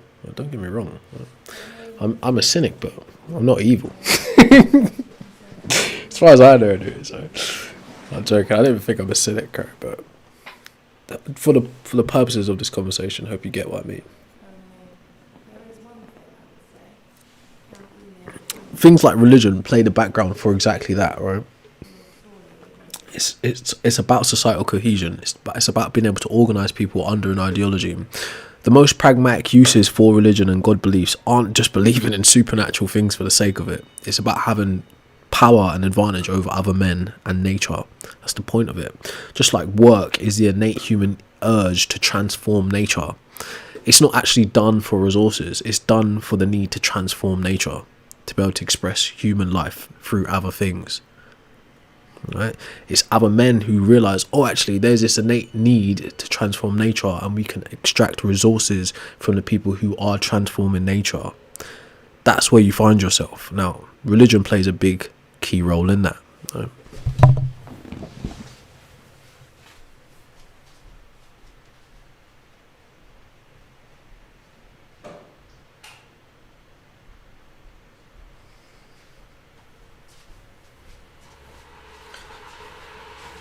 That need to transform nature has been exploited in various different evolving systems over time, right? Hence why people are really, well, yeah, I'm going to get a bit too much societal critique now, but there's a clear separation between the people who actually transform nature and the land and the people who benefit from that, right? And that's from slavery to feudalism to capitalism, etc., and right back around, right? But your religious views play a part in all of that, right? It's like a background kind of programming that makes it possible. This is why you'd be looking for your pie in the sky while toiling away for another man's heaven on earth. It's a part of the game that you just don't get. But I'm here to help you to get it. So when I say humans invented God, it's what's called an explanatory claim. I feel it has explanatory success because it explains the how and the why, and in some instances the when and the where. It also has predictive power in terms of God concepts and beliefs that we might come across in the future, without having to posit the existence of any supernatural entities at all. So from a natural point of view, humans invented God seems to be pretty evident. How can we support this? Through anthropology, the study of humans, human history, cultures, rituals, religions. Through archaeology, the artifacts humans leave behind. And through cognitive science, right? How minds actually work.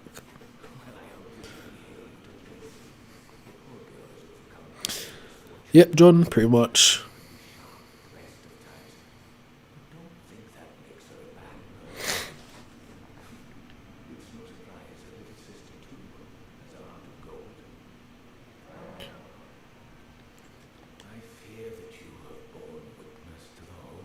Can you hear him speaking?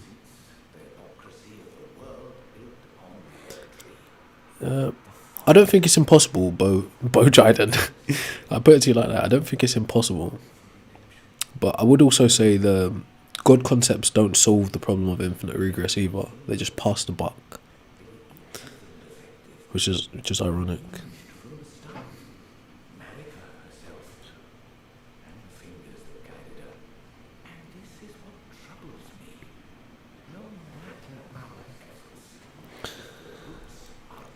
I am reading the YouTube chat.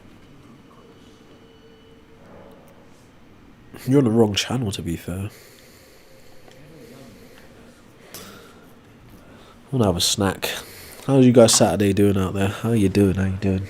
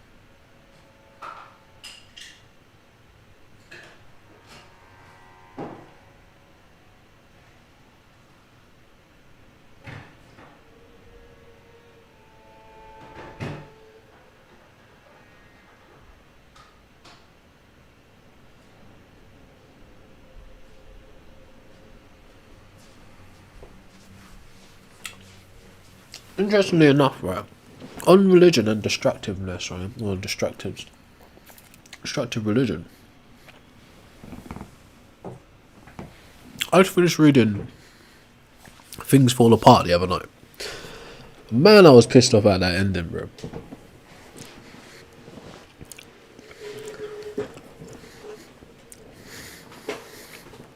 Never read Things Fall Apart, right? It's basically, I think this guy's called Chinwe or something like that.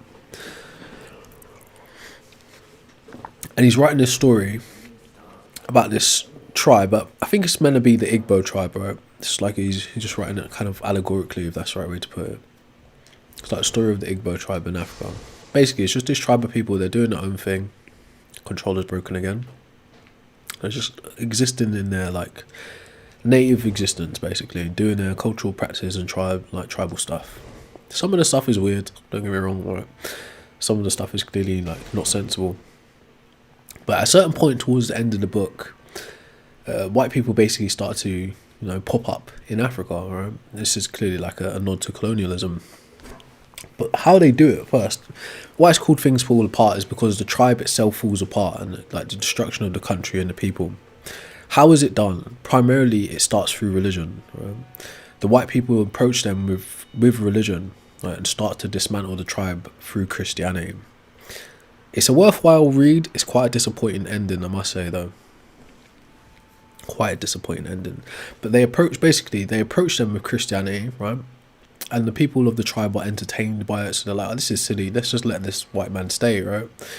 So he stays, right? They allow him to build his house in this, what they call the evil woods, right? Because of their native practices. And they're like, this guy, he's going to disappear. He's going to die. Actually, prior to this, no. The guy gets exiled, right? Now, I'm not going to make this sound great, I'm just telling you the story, you can read it for yourself, right? But the guy gets exiled, right, because he accidentally kills one of his tribal members. So he's moved off to his mother's clan. And then one of his brethren come to see him. And he's like telling him news about things that are happening around the area. And they're like, oh, did you know, like, one of our fellow tribes in the village across the way was completely wiped out, right? It's like, why? What happened? It's like a group of white men just came and murked all of them, right? Why did they murk him? Because one guy came with a bike or something like that, right? A missionary or some sort, and they just unalived them because they didn't get what he was trying to do. Then they came back with a whole group of people and just unalived the whole tribe.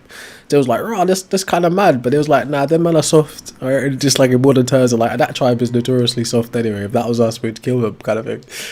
Anyways, right? Guy comes back. No. Yeah, so he leaves and everything, and they're just going on living their life, right? Then the main character's son begins to get influenced by that same white guy I was telling you about, coming with Christianity. The white guy comes with Christianity, he influences one guy, that one guy becomes his main interpreter and like the main proponent for Christianity from people of that region of the world. So a white guy comes, influence a black guy, the black guy goes on to start influencing other black guys, right, on behalf of this white guy. It's more systematic than that, but again, it's like a representation of how colonialism or colonization plays out, right?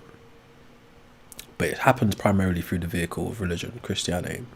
And basically, by them allowing that religion to enter into their country, into their tribe, it starts to dismantle everything that they know to be who they are, right? And it starts through the influence of Christianity, and then the gods combating, right? The cultural practices combating, and basically Christianity just erodes at the tribe, right? And all their traditions, all of their war power, like everything just falls apart. Why it's called things fall apart.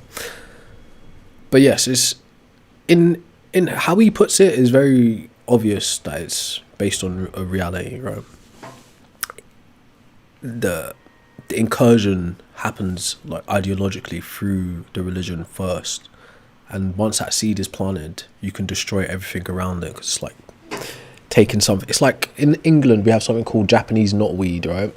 If you find it in like amongst your plants and you know where your garden is effed basically, right? And it's also illegal to remove it, right? So it's just a catch-22. Religion is functioning in the same kind of capacity. Something unnatural is not native to that place, and it comes and uproots what's already there and strangles the life from everything else that will be there, right, so to speak.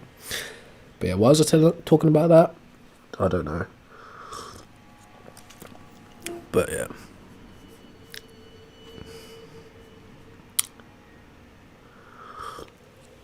Basically, once the door was open to them, it was open to them via religion. Religion laid the foundation for all the destruction that followed. If you actually study history, like you see things like the Papal Bull, the Doctrine of Discovery, it's the exact same thing. Sanctioned via a religion, via a church, via genocide. Same thing you're seeing happen in 2026, right? Or the genocide is sanctioned via the religion or the religious views.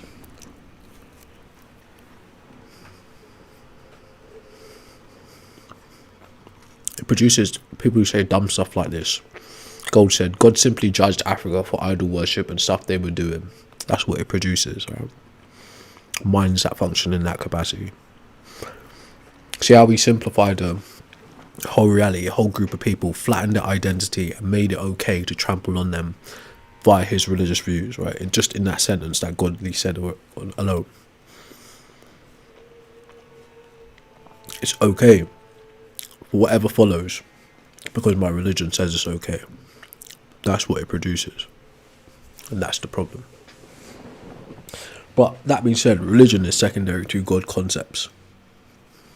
As I said earlier, religion is produced primarily by imperialism.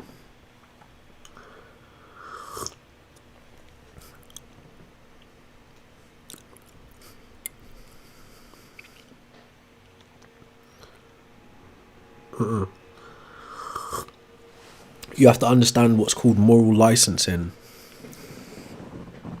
If your religious views help shape your ideology, then it gives you what's called moral licensing to act in certain ways, right? Or to put yourself as superior to another culture.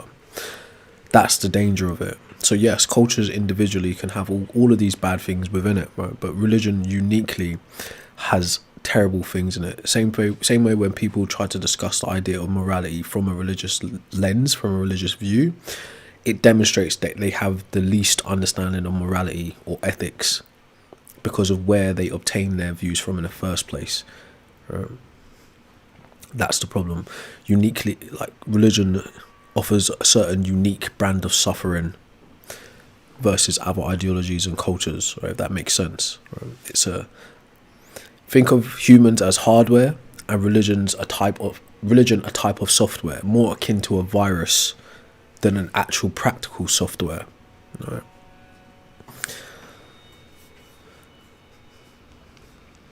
What's up, A2D? How you doing, bro? What's up, Blaze?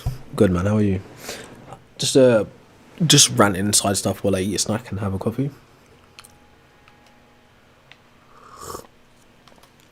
Yeah, like communism or capitalism, they're just like economic systems ultimately. It's always the people behind them, right? So yeah, different ideologies create problems where they clash, where they meet. But that's also part of the nature of humanity in the first place. As I said, underneath all of those things, like before, when I said humans invented God and I explained the 3 phases of God creation, the first 2 phases of God creation take place before we even reach civilization, bro. Right, so this is something functioning in the background. At the point where it gets codified into what you call religion, it's already long gone, right? So it's already laid the foundation for all kinds of things to come. Think of Christendom, right? Or, you know, like Islamic State, these kinds of things, okay? The foundation has been laid for these future events through the religion, right? Yeah, I'm not explaining it properly.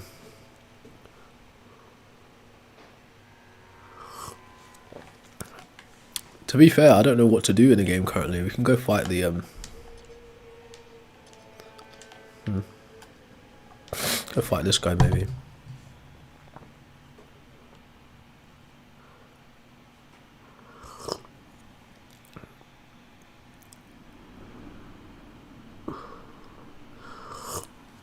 The ideology itself, right? Think about it like this: communism and capitalism aren't institutions like Christianity, Judaism, and Islam. They're not the same type of institutions. That's just like a political or economical ideology. Right? Christianity is an institution. It's got governing bodies. It's got what's called the sacerdotal class. Same thing with Islam. Same thing with Judaism. Okay. Some people would argue religions are the first political parties in the first place, the first political vehicles. So, although you could say, yeah, you know, during the Cold War or prior to the Cold War, communism is responsible for a lot of unalivings, right? That's an ideological clash between humans, but it's not an institutional clash. No, that's a difference. It's a big difference there, right? You could be a communist and a Christian. You could be a capitalist and a Muslim, right? So it's not, they're not the same thing. Okay.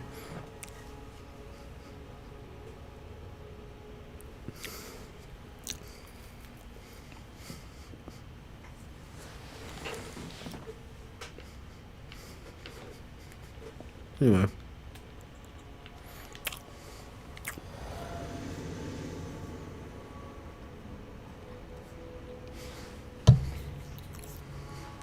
What's up, Pooh? All's good, bro.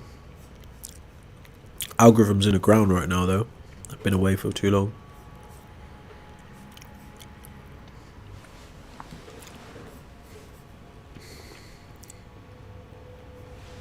Again, I'll say it 100 times, right?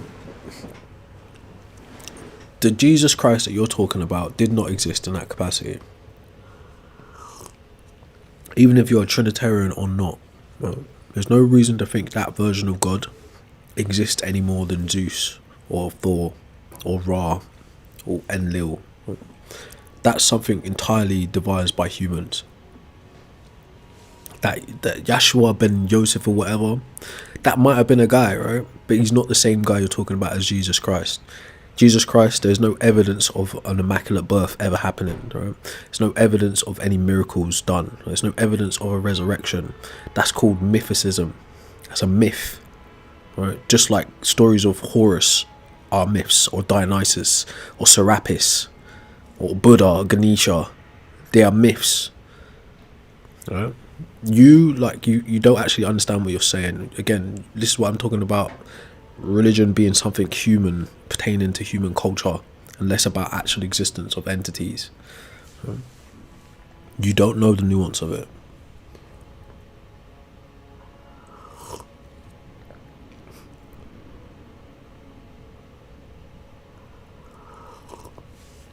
Those two people are not the same people. Now, stories of the Yahshua guy may have been used to produce what you think of as Jesus Christ, but Jesus Christ in the New Testament did not exist.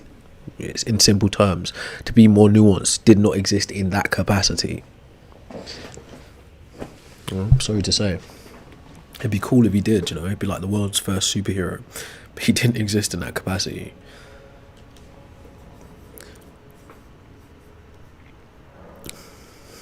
What's up, Stony? That's a great point, right? Yeah, if you follow the creationist story. But then, like, you get people who, like, it's not homiletics. Well, what's the other word?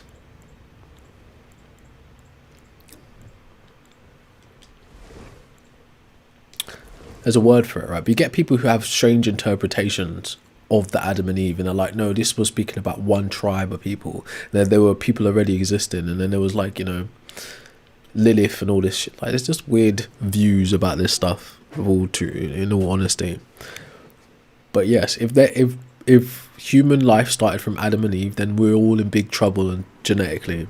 Right? But luckily, that it's not the case. Right? There's like we could look at the remains found of different types of hominidae family. That just shows we didn't all come from Adam and Eve, bro. And put it this way, right? Let's just in the realm of possibilities now. Even if a God existed and he did create humans, the type of humans he would have created aren't the type of humans that we are today. Right? Just obviously. So, something to think about.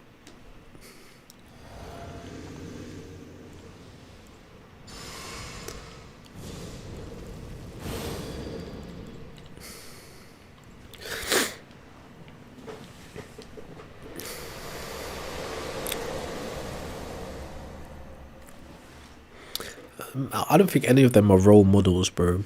That's like saying I should take the Green Lantern to be my role model.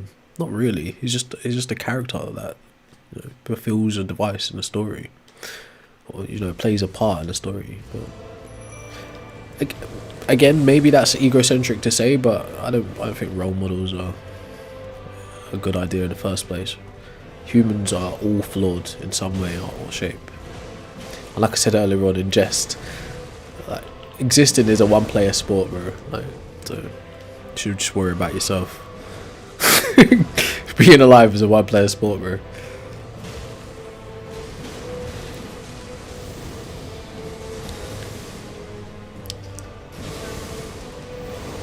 Dead.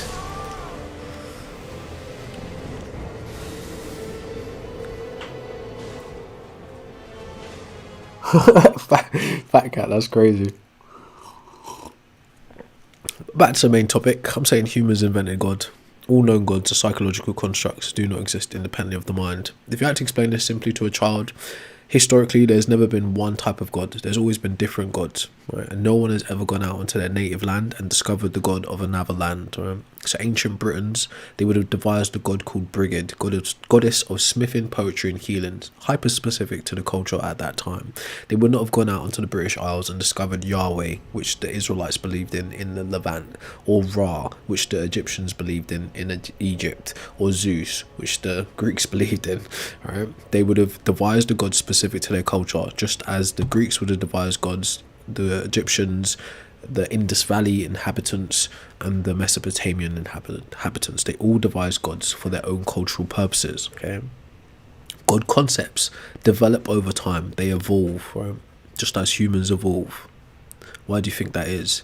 Another glaring obvious sign is that gods never seem to know more than the prophets who produced their word at the time. Why do you think that might be?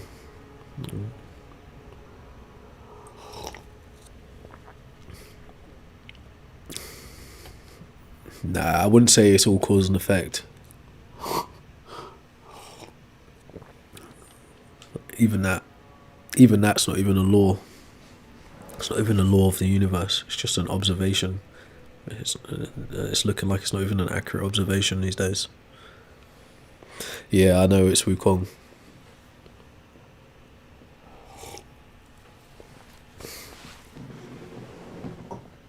It's not most religions. The big three religions allowed for slavery. It was a primary function, as I said earlier on, right? When we was talking about humans' innate need to transform nature to express their humanity through things, it was that was taken advantage of in the first place. That's why it's in the big three Abrahamic religions, to enslave people to other people. In terms of harmony, right? Monotheism is the least harmonious god configuration ever presented by humans. It's the most destructive because it's divisive by nature. It's saying there is only one, and that one just happens to be me and my culture's one, and we are the favourite of that one. So anything that is not us is othered. Right? It creates in-group, out-group. It creates the schism in humanity, the inside world and the outside world, the human and the unhuman. Right? The saved, the sinner, the clean, the unclean. Right? That is what monotheism produces. Hence why it's always been the format and software, if you will, of wars in the past how many thousands of years. monotheism from an Abrahamic view is the sanctioning of othering people, and in some cases othening people, unfortunately, right?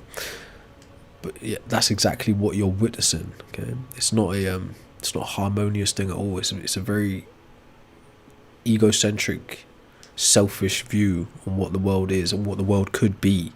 Right? Even henotheism was more harmonious than monotheism. Right? Monotheism seeks to dominate and control everything in its path. If it can't, it's very. Ooh, I've never seen that before.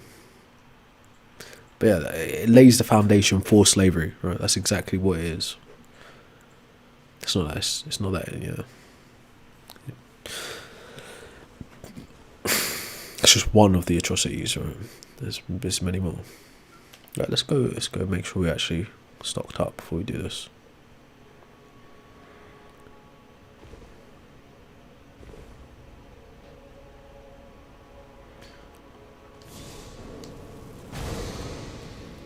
So imagine like, you get taught this as a child to share, right? But imagine there's just one kid that never learns that, and every time he interacts with the other kids, he sees their stuff and he's like, that's mine, that's mine, that's mine, that's mine, right? And then the teacher doesn't do nothing. The teacher says, no, Timmy, like, you're my favorite. Let's call him Sam and Tom, right? Tom and Sam. No, like, Sam is alright, just give Sam the thing, just give Tom the thing, it's okay. And then Sam and Tom grow up saying, that's mine, that's mine, that's mine, right? That's what you experience, that's what you're watching play out psychologically, right? It's just done on a larger stage, right? At a larger scale. Like, why is it mine? Well, because I'm the favourite, right? You know? all of this is done in my favour, in my name, you know? This is what you're seeing play out. It would never be like pantheism, panentheism, henotheism, polytheism, animism. All of them are far more harmonious than monotheism, unfortunately. No, don't get me wrong. Like, there could only be one all-powerful God, but the people who purport to be acting on its behalf are clearly destructive, right? Just their history demonstrates it. And I don't know, man. If I was God and I was one all-powerful God, at this point I'd be like, they ain't speaking for me. I don't know what them Christians doing, I don't know what them Muslims doing, I don't know what them Jews are doing, but they definitely ain't speaking for me, right? At this point, you know, like, just look around you, right? Saying that, I'm actually starting an interesting book. Let me get you so you can get one for yourself.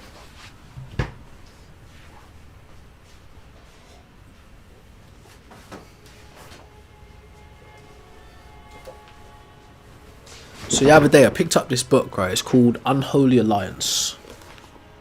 Religion and Atrocity in Our Time. That's what it looks like if you want to go find yourself a copy, right? And at first, I'm not that far into it, maybe like a couple pages in.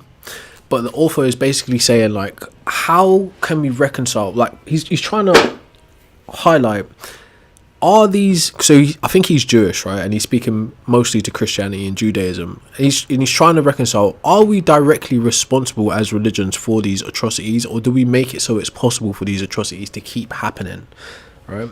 And he's addressing exactly what I was kind of just touching on a minute ago, right? There is something innately built into these religions that is allowing for these atrocities time after time after time after time, right? And allowing Christians, allowing Jews, allowing Muslims to turn a blind eye to it, although it's done in their name, although it's done to benefit them, right? It's very interesting, right? But anyways, I'll tell you the title again so you can go find one for yourself. It's called Unholy Alliance, Religion and Atrocities in Our Time. So it's not just a random dude on the internet telling you this. Like, there's very well studied people who are aware of this.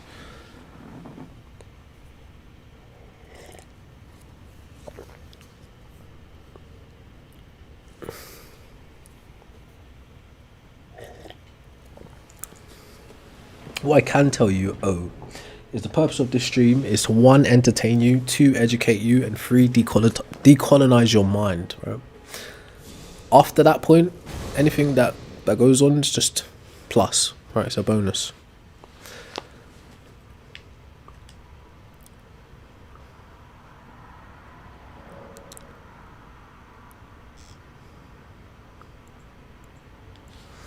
I think you're viewing things wrong, right? Again, the problem of evil is something the Abrahamic religions devised for their self in the first place, right? If you devise a god and then you say within your canon in your story that it's all good and it's all powerful, then you have to, just by default, you've produced the problem of evil, you know? So like trying to reconcile that is tedious and stupid in the first place. If you just go to the base of the problem and say, look, we made a conceptual issue here, right, by saying God is all good and all powerful. Now we have to use apologetics to worm our way out of this through the problem of evil. And how do apologists, if you will, try to reconcile the problem of evil? Through free will, shifting the burden from the all-powerful God to the individual flawed human, right? Something like divine, sorry, I forget what it's called.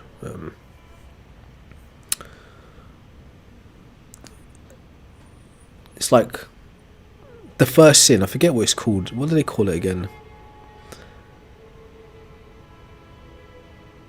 It's just original sin, right? Original sin, right? So the idea that everyone is born a sinner is an interpretation that's added into Christianity, added through the vehicle of Christianity, but it's a doctrine, right? Because it wasn't found in Judaism. Judaism's telling of Genesis, original sin is not in there, right? But these psychological loopholes are things that the religion produces itself through its own schism, right? The problem of evil is created by defining the God in such a manner and then looking around and seeing, oh, actually we can't reconcile reality of how we find it versus how we tell about God. So it creates the problem of evil. And then to reconcile the problem of evil, you practice apologetics and you shift the burden of blame from the God back to humans. So now you can say, you can like roughly or through rhetoric categorize religion, or specifically Christianity and Judaism, as an apocalyptic death cult that hates babies. Why can you say that? Because of how they define the God and the canon that they produce. Why would they hate babies? Well, everyone is born a sinner, so you have no choice, right?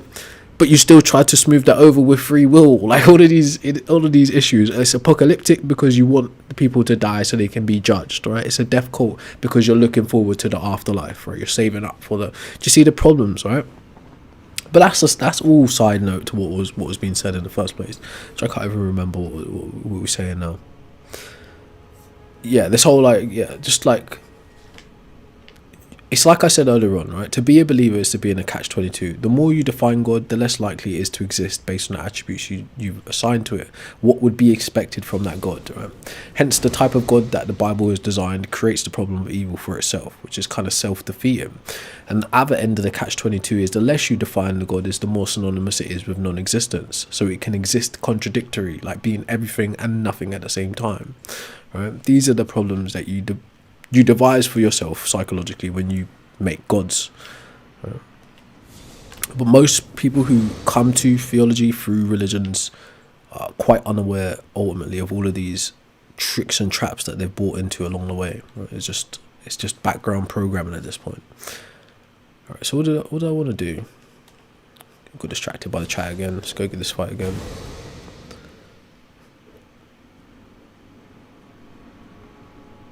What's up, Menzi? I mean, again, you can tell me what you define a soul to be, right? And why I should think it exists in that capacity.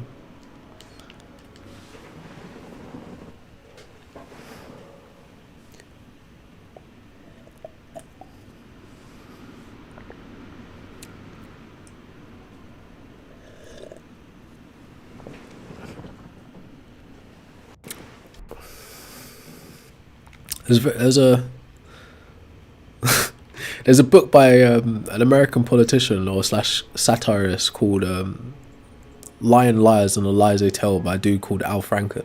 And in that there's this little like comic strip that he's done. So it's like a callback joke to something he says earlier in the book about surplus. Right? So it was about George Bush, and there's like probably like him trying to balance the economy in a very stupid way, right? But he produces this idea of surplus, right? And then in the next part of the book, there's this comic strip called Surplus Jesus. So there's two Jesuses, right? There's one that's just like a con man. It's just basically trying to F over the people of Judea. He's just scamming everybody through the miracles. He uses the actual Jesus story.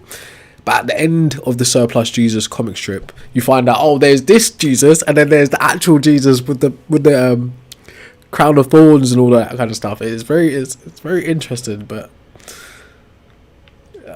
yeah, just I don't know why I was telling you that. I forgot. But who cares? You should go look at it. Like I think I posted one picture of it, one of the panels, on the YouTube channel somewhere. But yeah, it's very interesting comic strip, like a critique of how religion shows up.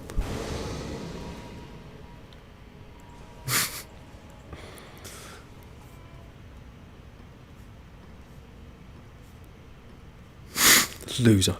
Anyways, alright, so if there's anything interesting you want to actually talk to me about, feel free to do that. I'm gonna give this boss fight a couple tries, and then I'll get back to explaining how humans invented God for the last maybe half an hour. I don't have any religious views. I don't have any religious beliefs, if that's what you're asking me.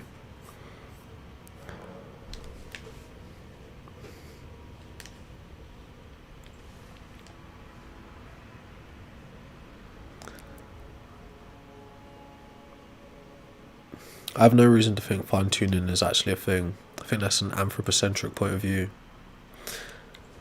So, alright, we got that. Oh, we should have used a rune. Should we waste one? No, we got Godric's one. Fuck. Excuse my French. I apologise. I got the wrong rune up.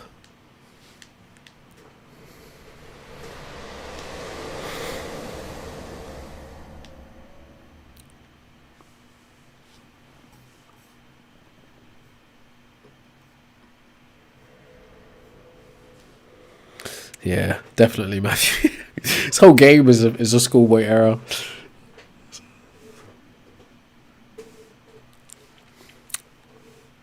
Alright, what do you define the truth to be? And what parameters are you using to determine the truth? Let's start there.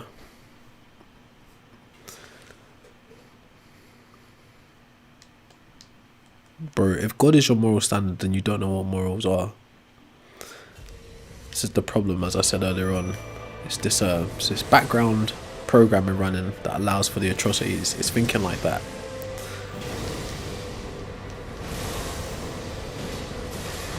Damn, son! He's on smoke today. Oh, I walked right into it.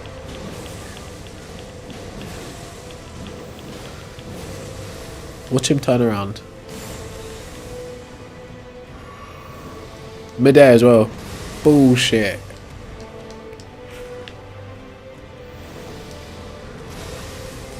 It was so fun in the early game just boss hunting. And now look, we're just on ridiculous bosses. Psh, that shouldn't have even been that hard.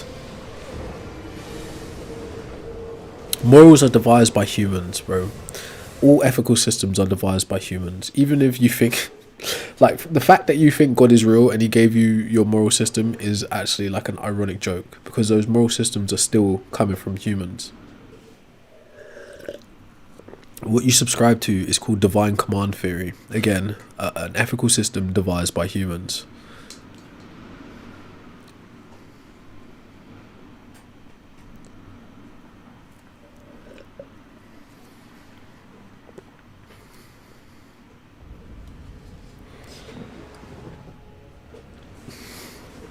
Alright, if you think about it in very simplistic terms, we can get into it in more depth later, right? But what is a moral? A moral, or morals, are a system of determining good and bad, right and wrong. How does one determine what is good and bad? Right? That's called a value judgment. So it's basically information input, action output, right? You weigh the pros and the cons of a given situation. So in ethics, in moral philosophy, is way more like nuanced. I'm not a philosopher, just to be clear. Right? I have a very surface level understanding. But what you have is various different, let's just say, categories, right? So normative ethics is what one ought do in a given situation. So you could say, like, some laws in society are normative, like you should do this in given situation. Descriptive ethics or descriptive morals, like some people like to separate ethics from morals, but ultimately they function as the same kind of thing.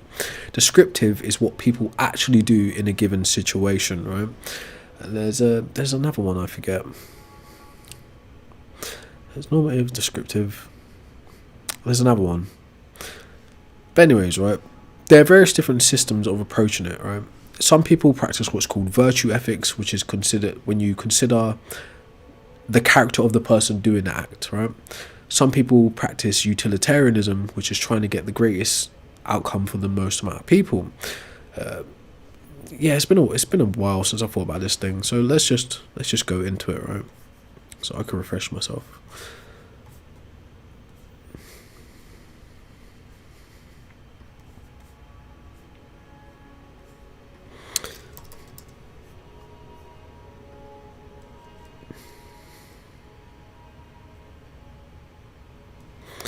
Alright, so on the screen is just an overview of different ethical systems. It's clearly more nuanced and like way more detailed than what you're just looking at. But if you're actually interested in this stuff, the type of the field that you want to look into is called moral philosophy. Okay, if any of this stuff is interesting to you, anyways, probably not. It doesn't want to fit on the screen. So let's make it big enough where I can actually read it myself.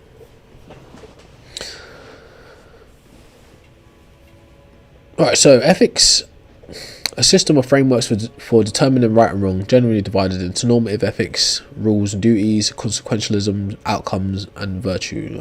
That's just blurb, right? So, key ethical systems. You've got deontological ethics. Why is it so small, right? It's not just me, is it? Deontological ethics, duty-based. Actions are judged by whether they adhere to rules and duties, right? Kantianism is just a reference to a guy. Right? Consequentialist ethics, outcome-based. The morality of an action is determined by its consequences. Utilitarianism seeks the greatest good for the greatest number of people. Virtue ethics, character-based. Focuses on developing good character traits, virtues rather than specific rules. Relativism, moral judgments are not absolute, but subjective to individuals. Subjective relativism, cultural relativism. Divine command theory. So if you say that God is the standard, you're subscribing to this. Right? Divine command theory. An action's morality is based on whether it's commanded by a divine being or a religious text. Ethics of care emphasizes the importance of relationships, emotions, and responding to the needs of others.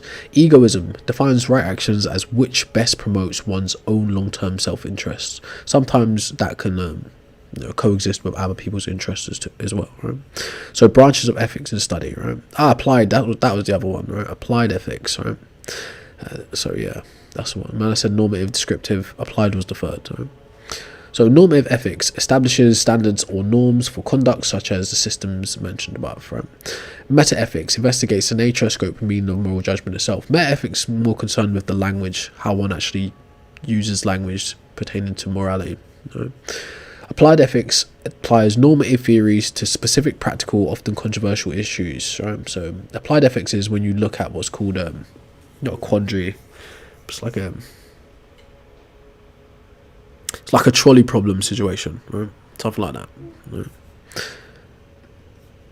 But yeah, so it's all that to say it's more nuanced than what you're just like simplifying it to be. If your view of morality is primarily based on your religious views, then you don't have a robust understanding of morality or ethics.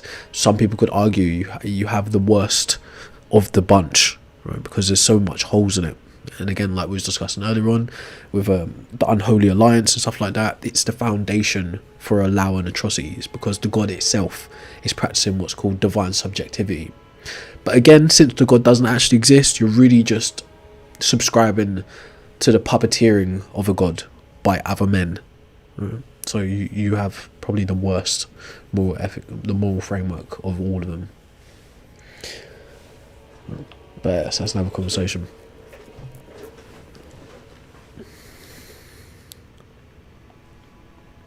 No, that's nonsense, right? An example of this. Nah, let's not get too deep into that, right? The psychology of humans plays a massive part into the things you think. Ultimately, obviously, psychology is your mental. But that being said, right, you can be programmed in various different directions. You can be given information and guidance. You cannot be given information and guidance. And wherever that leads you to, where you arrive to, is going to be unique to you. So make these sweeping statements about what humans are and are not is a bit difficult to do, right? Again, this is why psychology isn't considered a hard science. Most of the time, when experiments are carried out, the data is what's called not conclusive. Put it that way.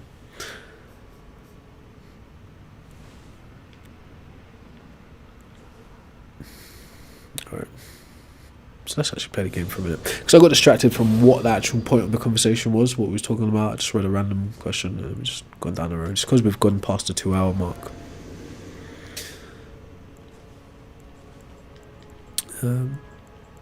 Again, for you to be able to say what is good and bad is based on your subjective view, right? I don't subscribe to I think it's moral realism, right?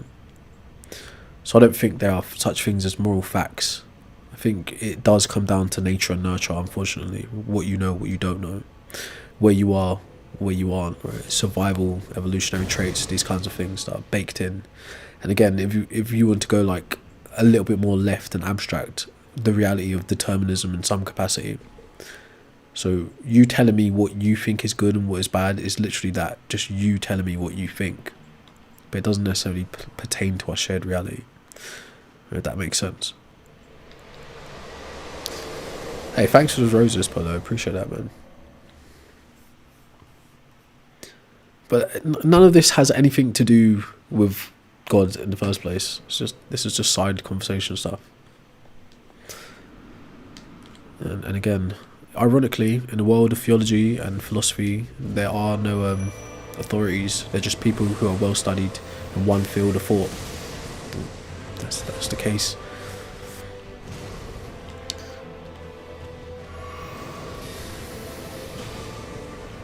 He's gonna grab him. Damn it. Like, why is he on smoke like this? What? That attack was way too early, bro. He shouldn't be this aggressive. I think we need to restart the game.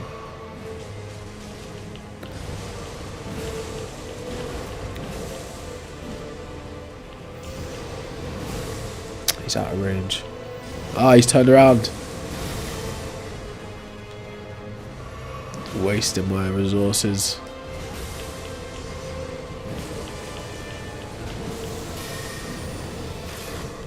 Oh, what the hell was that? What the hell was that? Oh my gosh.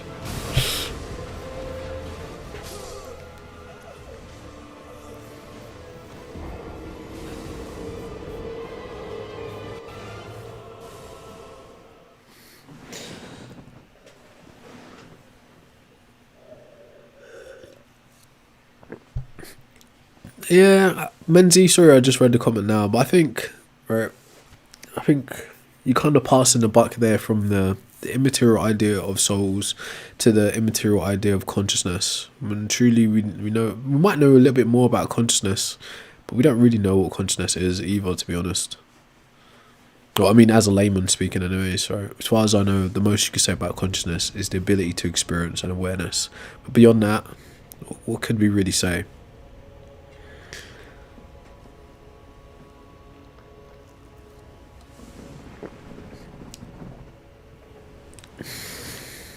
That's the point, JRM. It's subjective. It's based on you, right? You are what's called the moral authority in all times, right?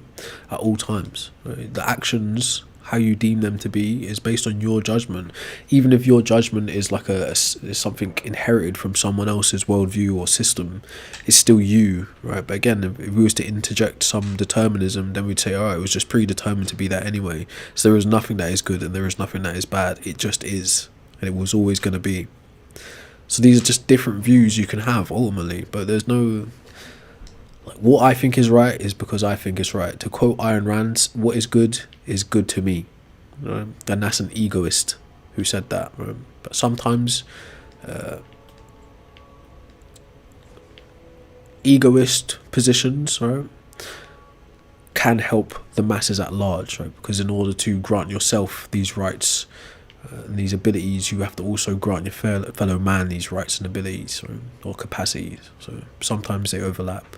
Forget the right word for it.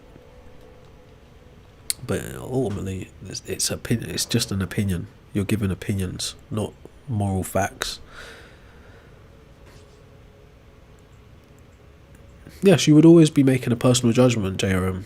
That's just the reality of it. Unless even if you yourself were to experience somewhat the exact situation, the background information leading up to that moment would differ to the next person's life. It just would. It's just how reality is. You can't inhabit the exact same space as someone else, and you can't live the exact same life as someone else. Just like you can't verify how someone else's mind works. You can only have your subjective experience of reality. So it would always ultimately fall back on an opinion. Now, the only time where you can start saying these are objective truths is when you're talking about formalized processes. When we develop things like mathematics and logics, because there are different types of logic. But when you reach that realm, then you could say, yeah, within this system, from like a Wittgenstein view, within this system, this is objectively true. But outside of this system, it is not objectively true. So, for instance, within mathematics, when you're using, 1 + 1 = 2, within that system of mathematics, which would be, what do they call them? Arithmetic, I think, correct? That would be objectively true that 1 + 1 = 2. Now, if you take that language and use it in another system, you won't get 1 + 1 = 2, or 1 + 1 = 2 won't necessarily mean the same thing. Okay, so in terms of objective truths, they only exist where we establish formalized language and processes, right? And then we agree that this means this in this system. But outside of this system, it doesn't concur, it doesn't matter, right? But so I know it's kind of hard for you to understand that, because most people are living still. I can't say I'm not like this as well, right? It's a lot of work to do, but a lot of people still living under the like parent-child system of like, someone above me needs to tell me it's okay to do this, to think this, to be this, right? A lot of people are still thinking in that view, so they're looking to an authority, forgetting their own agency, their own sovereignty, not in like a political or like a ideological way. I just mean like your own subjective authority of existing. You're looking outside of that for confirmation always. So to arrive at those kinds of views, you're looking to say, oh wait, does God say this okay? Does my language interpreter over here say this is okay? Does my philosophy tutor say this is okay? But outside of these formal systems where there are leaders and thinkers, it's just you. It's just your view, right? Now, you can be wrong about a whole bunch of shit, though. Don't get me wrong. You could definitely be wrong about a whole bunch of shit. But you only begin to be wrong about things once you interact with the information, Or you only begin to find out you're wrong about things once you interact with the actual information.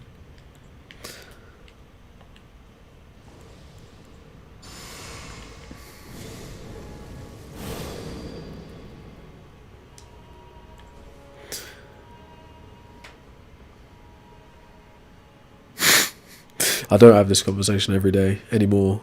Super unhealthy. It's like brain rot interacting with some of you. Sorry to say, it's true.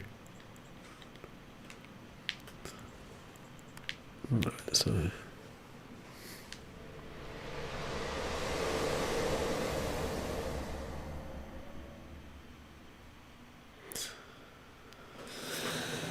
as I thought, JRM, you just don't get it, bro.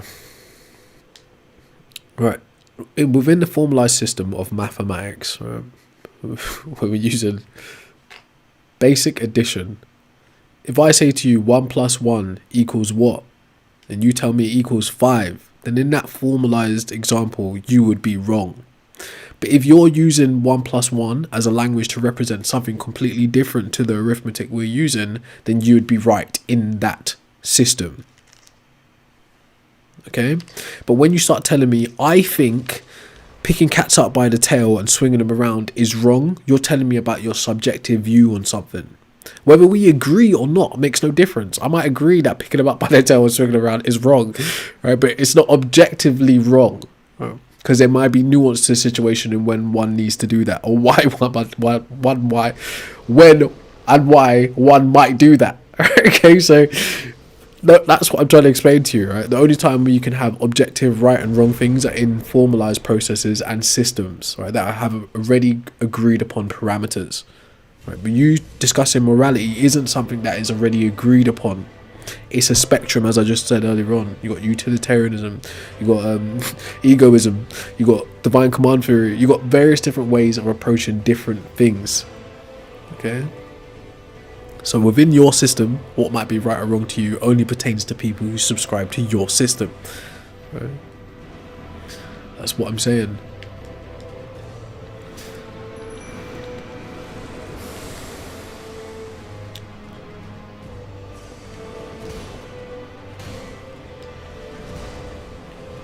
How did I take damage from that? That doesn't even make sense.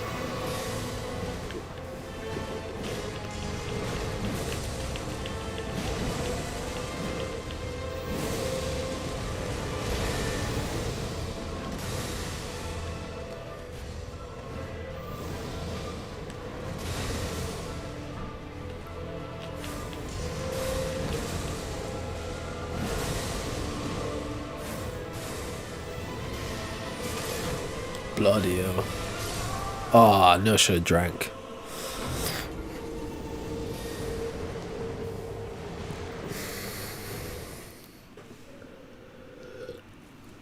Humans invented the language of mathematics, bro. Mathematics is a language, and there have been various different systems of mathematics that we've got rid of because they didn't work as well. Mathematics is a language devised to describe our physical reality. That is what maths is.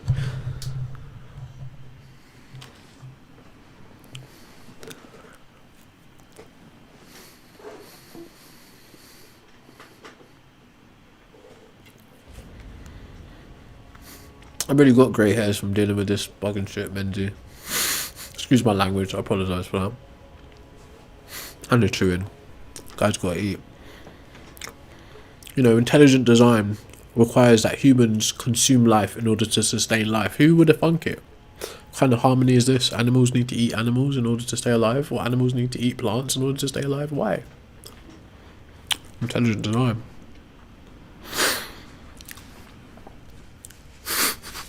Who knew?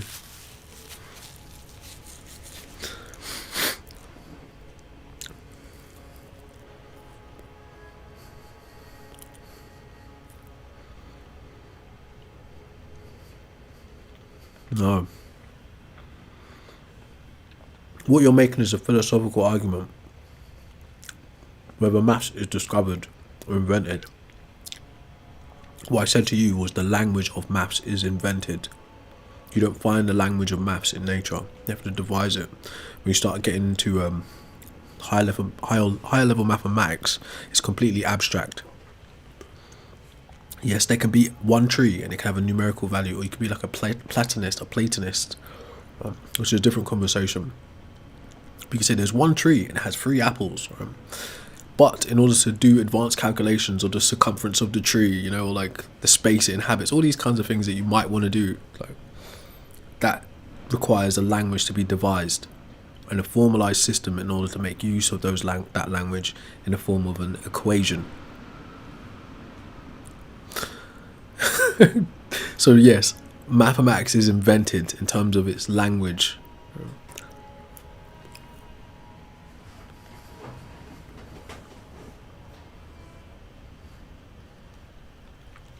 But again, you're taking something out of context and you're dragging it into a realm of philosophical debate. I don't care whether you think it's invented or not. It's what we was discussing is you and your moral takes. And I was saying to you, depending on the system you subscribe to, right and wrong only applies to that system. As I said, you can take the figure 1, the figure 2, and the plus sign and assign different values to all of those figures and use it in a different context. Right? That's what I was explaining to you. Where the formalized process is where you can get your objective truths. Outside of the formalized processes, you can't get objective truths. You just get perspectives.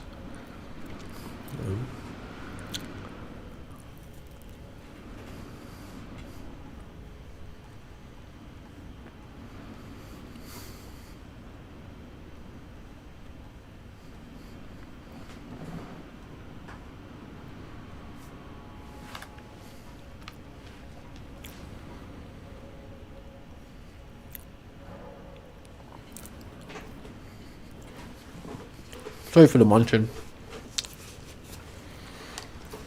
I just gotta eat. No.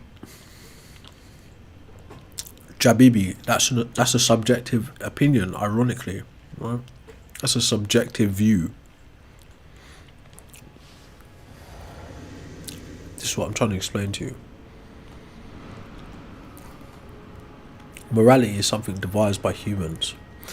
In fact, we don't even need language to devise morality. You can have non-verbal moral codes, which is what our ancestors would have done.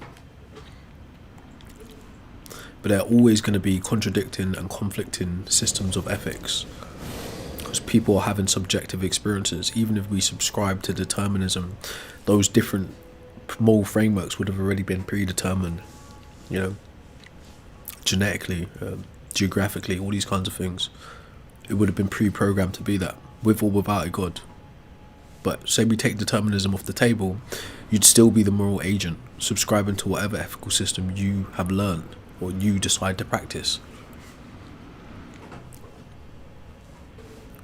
That's absolutely true, bro. That's exactly what I'm saying in the first place.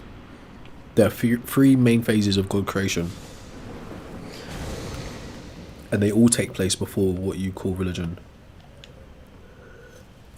They are necessary, in fact, to get to the type of God that we understand today, or the popular God, which is the 3O God. And those three phases are assigning agency to elemental things and celestial things, abstraction for psychological needs, and then anthropomorphizing for societal cohesion. Every God concept goes through that trajectory. And then what do? We tack onto it, or we post hoc add things to it through philosophy to make it more robust.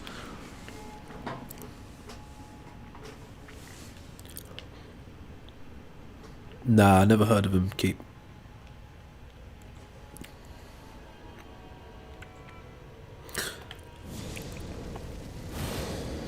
Why didn't that stay powered up?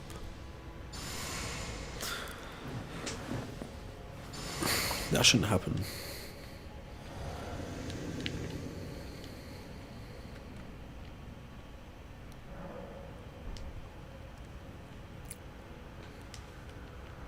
No, I'm saying humans invented God. It's called an explanatory claim. I feel it has explanatory success because it explains the how and the why, and in some instances the where and the when. It has predictive power because it explains God concepts and God beliefs that we might come in contact with in the future without having to posit the existence of any supernatural entities at all. How do we do this? What are the bases of knowledge that we work from? Archaeology, things found in the ground, artifacts left by humans. Anthropology, study of humans, human culture, human language, human rituals, human religion. And cognitive science, understanding how the brain actually functions, why people do the things they do, how it works. That's how we can say things like humans invented God, because there's substantial evidence for that. Where the opposite, there is not good enough evidence to say gods have ever existed as independent agents capable of having any meaningful effect on our physical reality. One is substantiated, the other isn't. Okay. Anyways, jargon aside, let's have some fun. Yeah, I've heard various different types of the tag argument. Right, nowadays people like do this like mongrel type of arguments for gods. Like they just jump from one thing to the other thing, and if you point out something, they just pivot to something else without acknowledging that you pointed out actually that doesn't make sense. Like they just pivot from thing to thing, and you just end up with this weird mongrel argument for God. But yeah, I've heard various different tag arguments.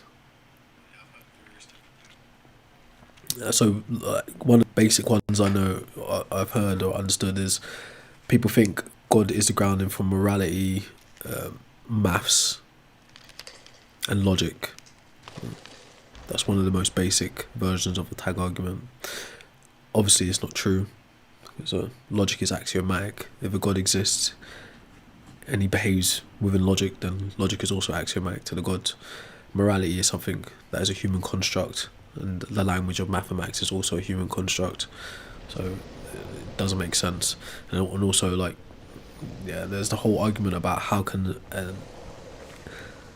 a mortal, fallible being stuck within the realms of space, time, and matter have knowledge of things that transcend space, time, and matter. So there are a couple issues with it, but again, people deliver the tag argument in various different ways. So you get some really tight syllogistic tag arguments, and you get just dog shit versions of it. So it just depends who's given the argument.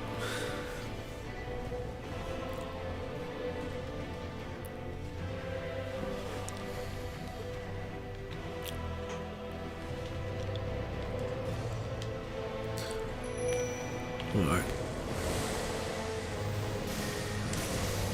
Damn it. Slow on the gun. Oh, he's moving way too aggressive too early, bro. I think we need to restart the computer.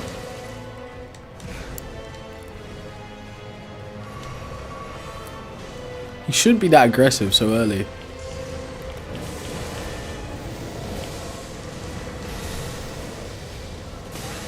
Or maybe I'm just ultra rusty.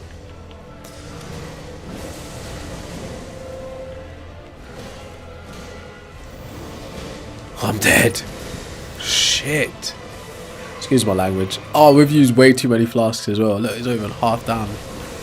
Alright, if I die on this one, I'll restart it.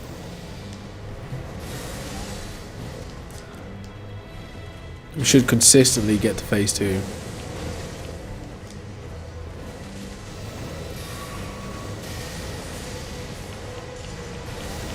What in the world was that? He's dead. No, we're dead. Oh wait, no, let's let the animation play out.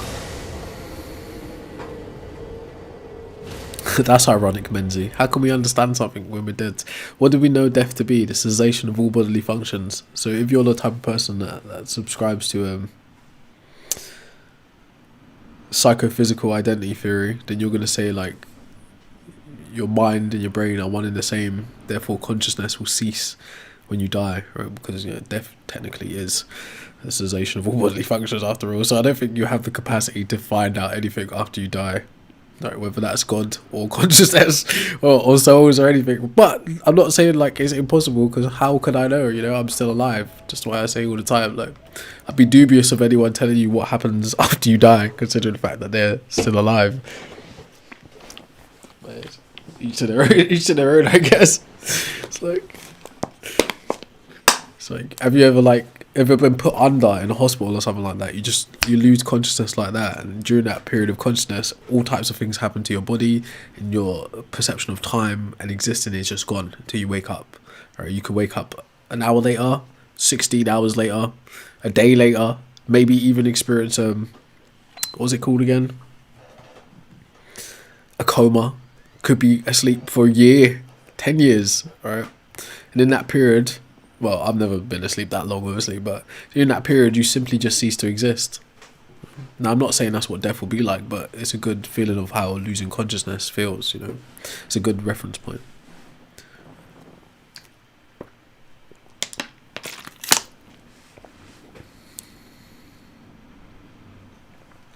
I've got no reason to think the universe was created God's tomahawk.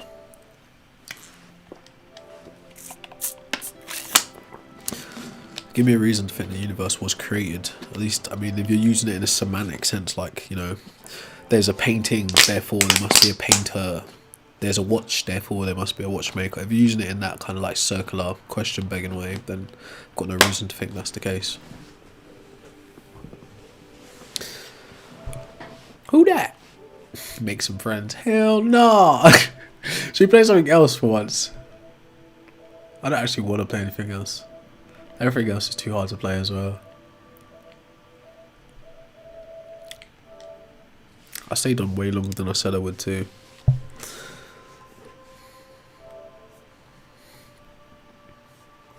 wouldn't say humans invented everything, but most things. Because I would never put it this way: there are things that are discovered, and then there are things that are invented. It's as simple as that, really. God just happens to be one of those things that is invented. As far as I'm aware, there's just no evidence to suggest it was ever discovered.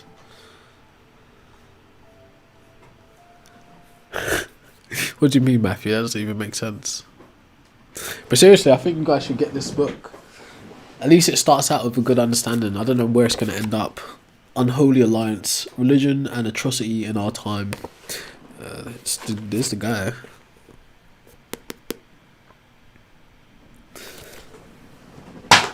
But maybe it goes to a place that helps people get where they need to go. But these religious views, I don't think they're going to take you where you're trying to go.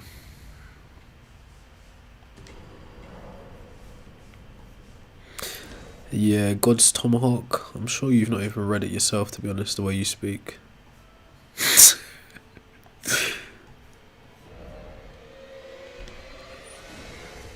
What's a closed-minded idea?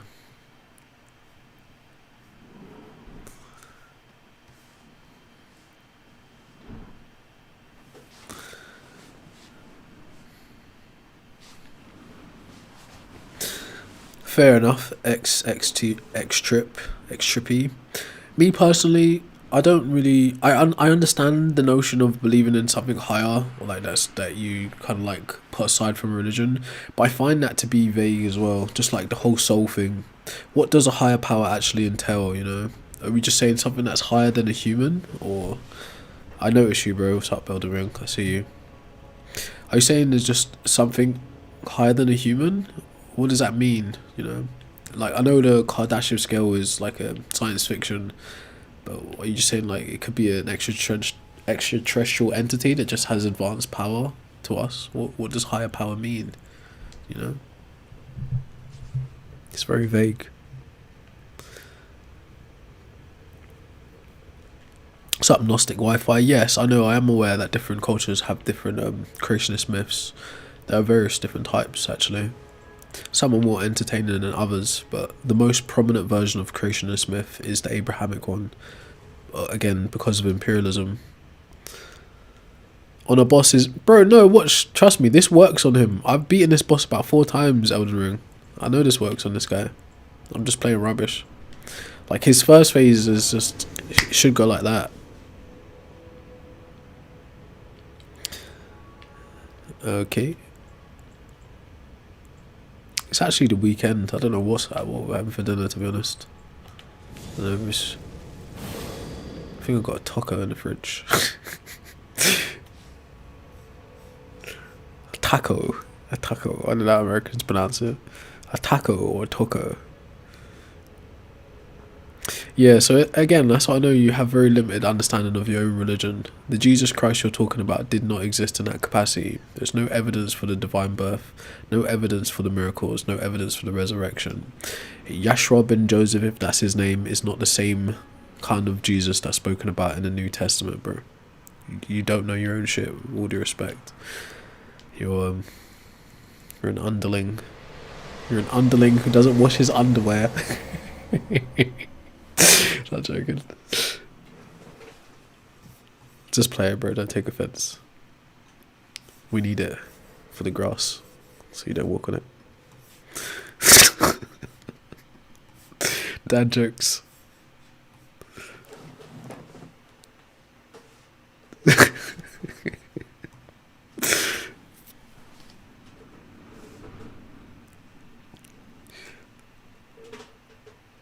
If he wants to beat it with his fists, let him. What do you mean? Are you talking about my build? Bro, I've had this build for years. Probably has been that long. Don't worry, man. We can beat this guy. The first phase is usually easy. I'm just playing rubbish. Yeah, definitely playing rubbish.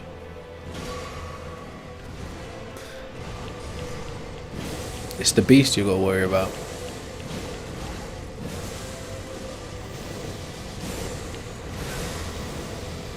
Caught in a crossfire.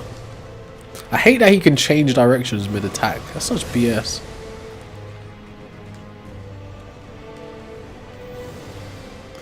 I've got the shield out alone. No way.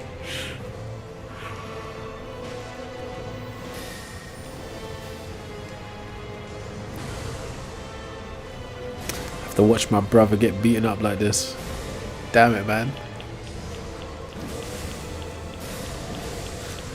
Ah, I think that's what it is as well. I've got the wrong physic on because I changed the physic for a different fight. He should have been stunned ages ago. I think that's what it is. Dead, yeah. I think I need to change my physic back. Yeah, I know, Menzi, because being alive is so much fun. Who would ever want it to end? Even when it's suffering, it's still nice to be alive. That's the problem. We want dessert before we even finish dinner. We're not even sure how many courses we got.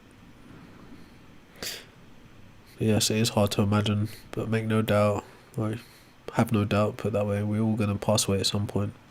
And the party's going to go on without us, like Christopher Hitchens said.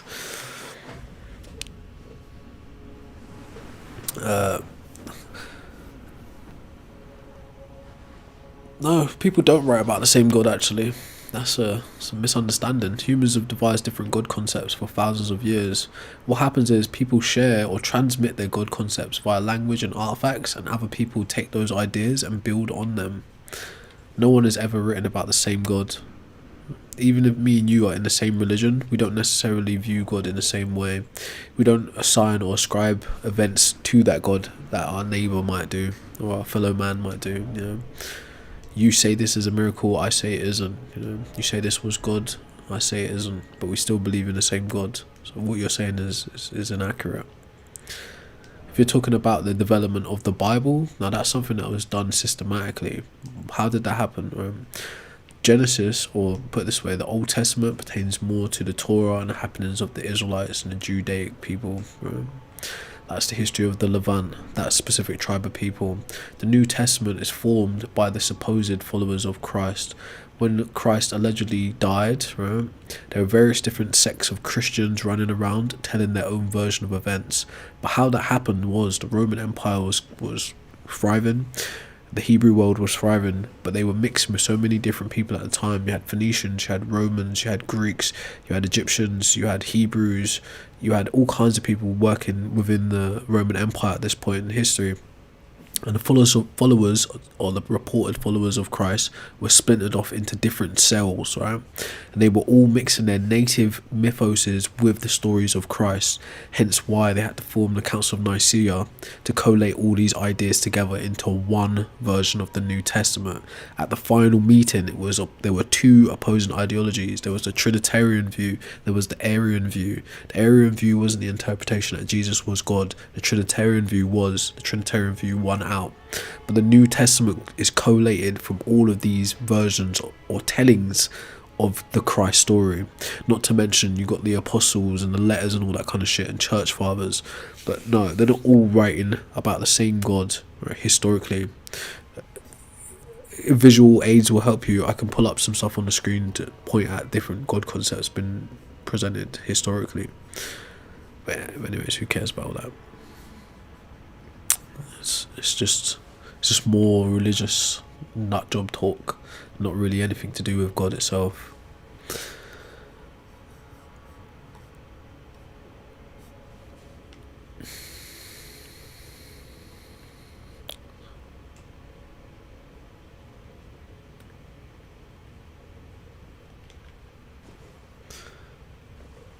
Fred, that doesn't make any sense to me. Maybe you could say that in a different way. Oh, that's what I was going to do.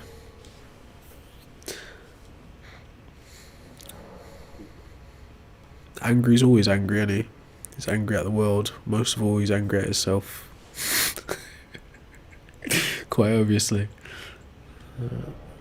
So, temporary boost fire attack. There was one that does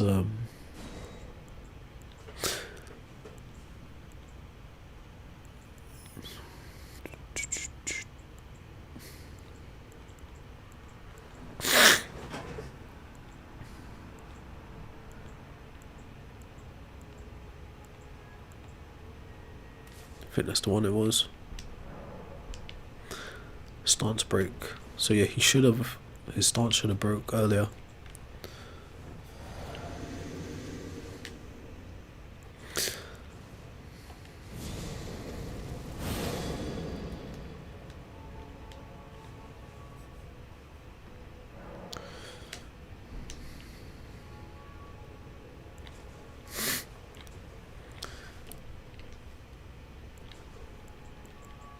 Alright.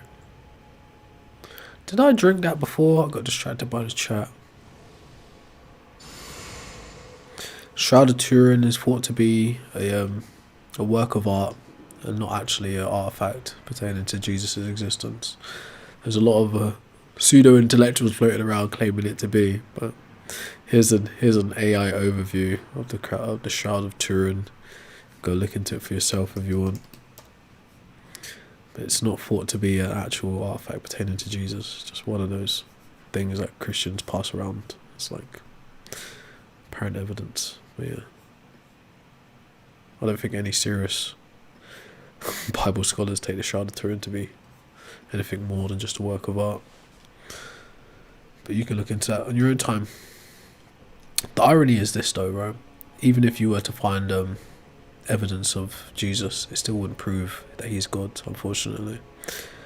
And that's not to say, look, just to clarify, there's Yeshua ben Joseph, dude, and then there's Jesus as talked about in the New Testament. Jesus talked about in the New Testament did not exist, right? The Yeshua dude likely existed. But yeah, in case you were confused at what I was saying there. But yeah, Shroud of Turin isn't thought to be an actual serious artifact.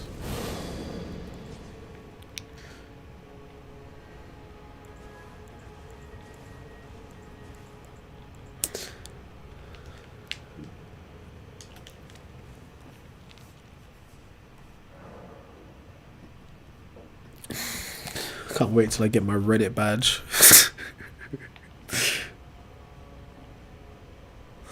Yeah, but this is my position, Fred, right? If your God requires belief, imagination, or faith to interact with, it's functionally non-existent.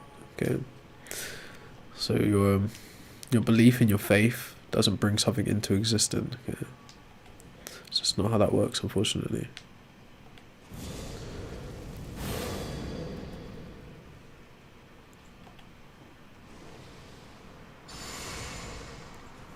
Shit. Remember back in the day, everyone thought they were secretly Super Saiyans and they could just shout loud enough and power up. Some man believed. There's people who believed that they could fly too, but reality soon caught up, didn't it? So I just kind of waiting for religion to figure that one out. Yeah, actually, well, it's funny you say that, Fred, right? Religious views, right, specifically the big three Abrahamic religions, laid a foundation for a lot of authoritarianism in the past and even currently. If you actually examine how churches function and what's called a sacerdotal oligarchy, is literally empowering authoritarianism. Right? Historically, religions, right, and as I just said, the sacerdotal class has always cozied up to monarchy, aristocracy, and the mercantile class. That means they primarily function in circles of power to influence people underneath them. In a more derogatory sense, you could say all these three religions function as pyramid schemes, because it's the people above you who benefit from the people beneath them, and they perpetuate that cycle on and on and on. Go out there and save some people and bring them to my congregation, and as they come to my congregation, we add to our power base politically and through tithe, etc. Okay, so these religious systems allow for that kind of oppression, or those oppressive systems in the first place. They're as I was talking about earlier on, they're the software to the hardware that is humans. But anyways,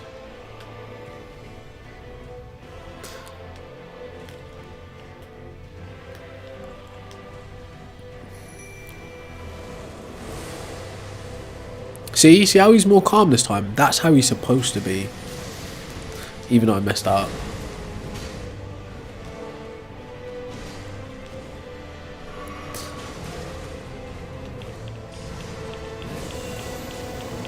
Oh, you got me.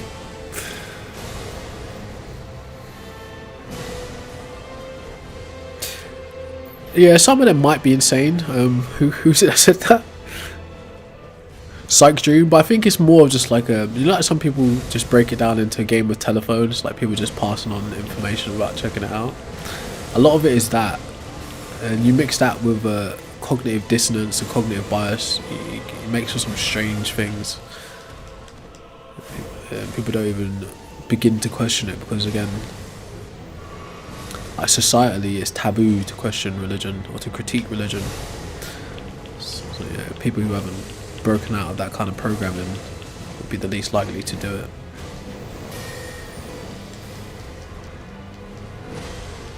That reached way too far.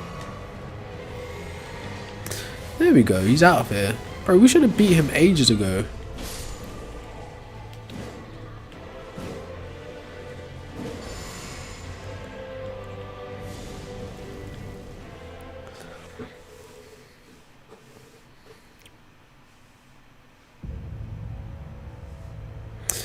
So chronic. I mean, some of them were definitely drunk. There's no doubt about it. Drunk on power and wine. There's no doubt about it. There's a bunch of drunk dudes actually. Probably met on weekends. It's like, you know, it would be a cool idea. It's like, I've been working on this thing. You know, what's this thing? So I want to build this world view. I'm joking. It's like Pinky in the Brain moments.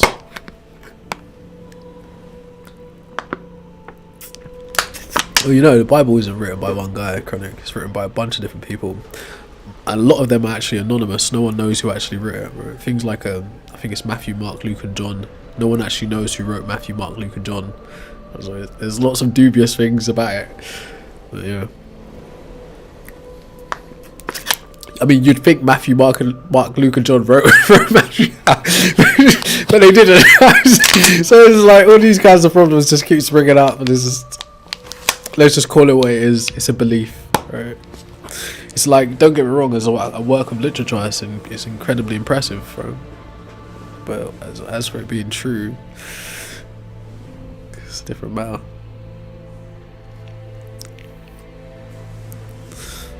Oh yeah, I heard that as well, Matthew. Some people say it has a lot to do with psilocybin or mushrooms or some weird shit like that. I'm not personally into those kinds of interpretations, but they are entertaining sometimes.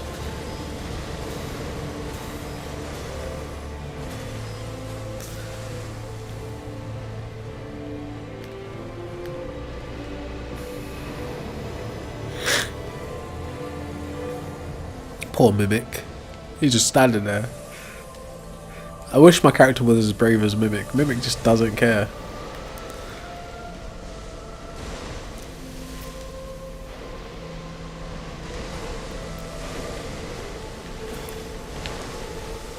What I should have done was used a sword that I could enchant or something. This sword isn't strong enough. But I should be able to get a few more slices out of it.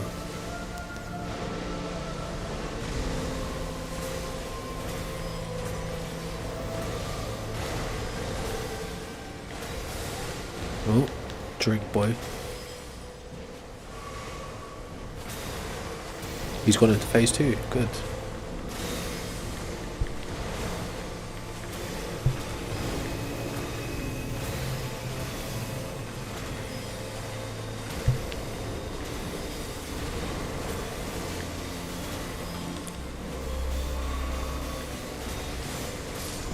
I got his ass quickly as well. I wasn't even expecting that on the first try. That's dumb, bro. He got his ass. Oh wait, we might get a different ending. Better pay attention this time.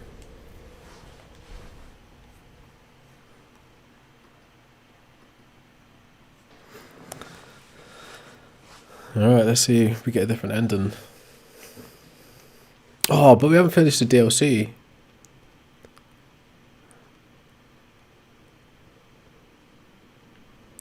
Where's the girl?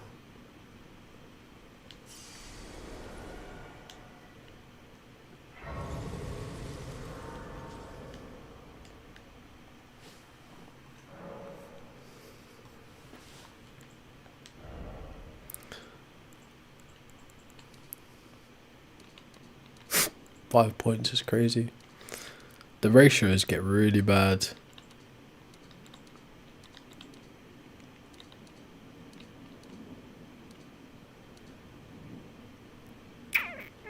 Again, if you're watching on the side channels, do come over to the main one. The YouTube is at Culture Crack.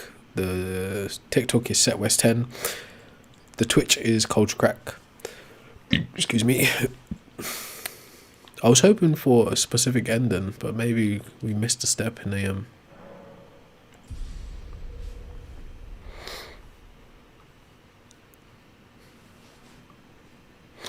So, True North, you're a Gnosticist or something like that, or not? You're into Gnosticism.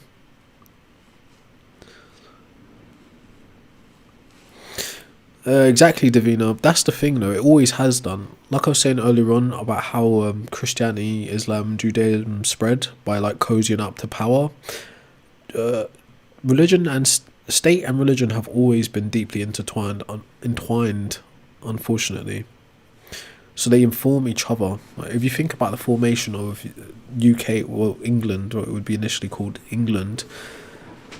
The only reason England was considered an English country, a Christian country, is because they managed to convert the king that unified the country, and under him everyone else falls into place. But think about it like this: all the Celts, all the Nordics, all the Anglos, all the different people that had been invading Britain and living amongst the Britons during that period before unification were still on the land. Most of them couldn't read Latin, most of them couldn't read the Bible.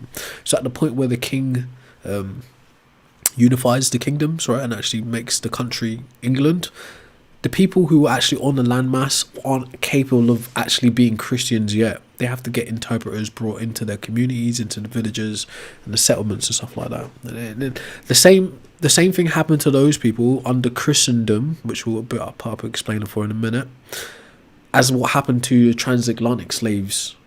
They made specific types of Bibles, or interpreted certain parts of it and left out other parts, or these what you would call them like serfs, basically people who are under the rulership of lords, aristocracy, right? So these are people that work the land, and the Britons. Same thing happened in France, same thing in Spain, in Italy, and everywhere that the Roman Empire went across Europe.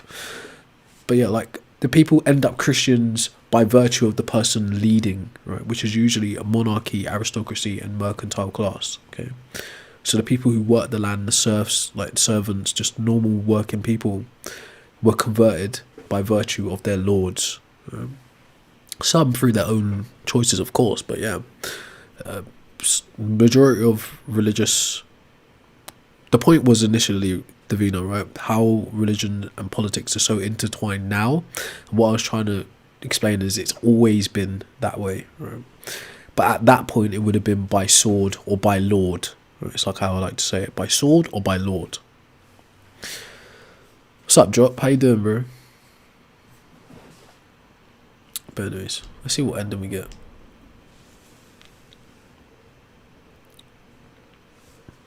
I mean, this isn't, again, this might hurt your feelings if you're just like super sensitive to things that you just disagree with, right? But you got to at least have a standing to disagree with it. I'm not just saying stuff because I hate you kind of stuff. Like if I hated you, like there's various different ways I could go about doing what I'm doing. Okay? But I'm literally just sharing information because somebody's speaking to me. And in turn I'm speaking back. So when I said Christendom, under Christendom, Christians, like normal converts, suffered under Christendom too. Right? Christendom is the system that led to what I was just describing. Christendom refers to historical era and geopolitical concept, roughly 4th century to 20th century, fairly recent, okay, where Christianity was the dominant, often state-enforced religious, social and political force in Europe. It signifies the union of church and state, creating a unified Christian culture, distinct from the broader global Christian community. As I said, there are Christians that suffer under Christendom, just like there are Muslims who suffer under Islamic State, and Jews who suffer under Zionism, etc. Okay, but in terms of what Davina was saying, religion is directly informing politics, always has been. Just like religion informs education, informs law, informs economics, right? They inform each other because religion is ultimately codified culture. It's language, it's dress, it's moral code, it's foods, it's poetry, it's prose, etc.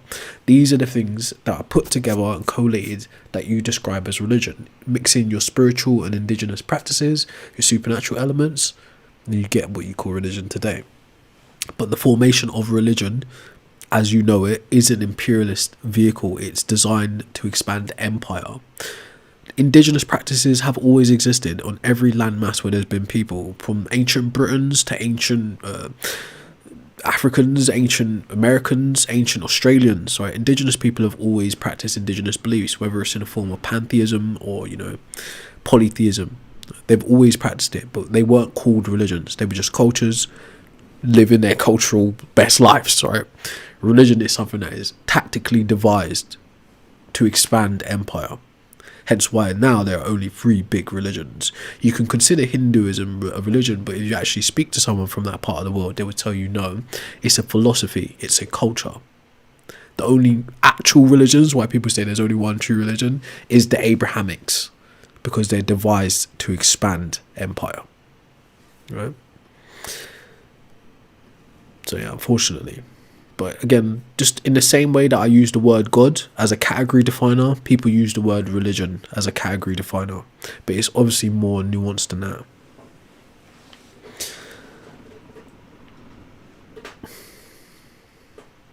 Hey man, what are you doing on Saturday today? Hey, thank you for the likes, Tropical. I was trying to enjoy Saturday, then I remembered. It's one of them days.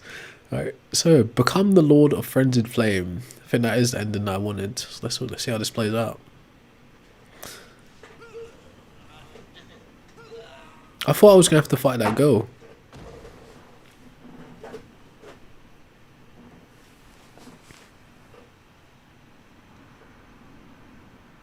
I think I've got all the other endings except from this one.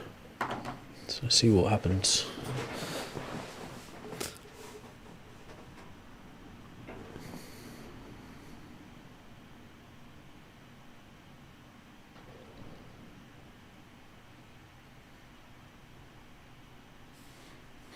Oh no, is Christendom still on the screen? That's good.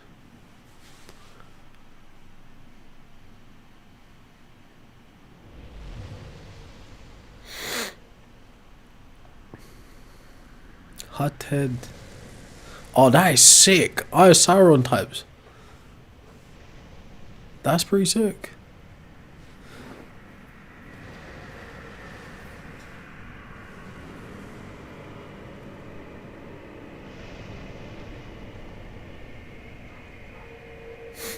Why does he look like a San Andreas character?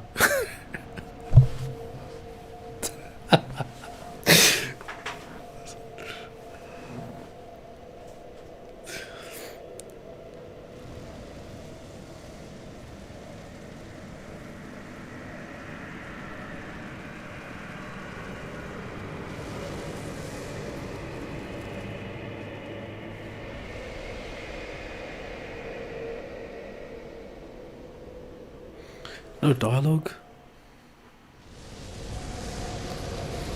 Ooh.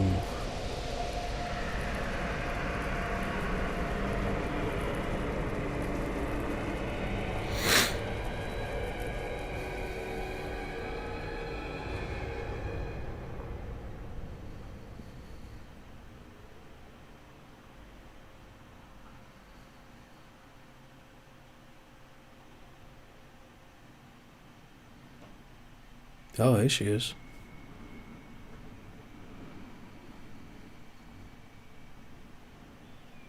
No way, as she turns into a ring.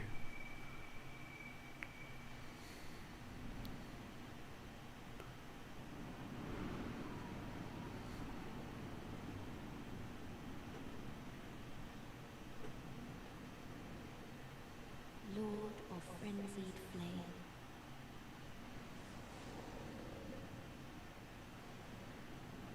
I will seek you as far as we may travel.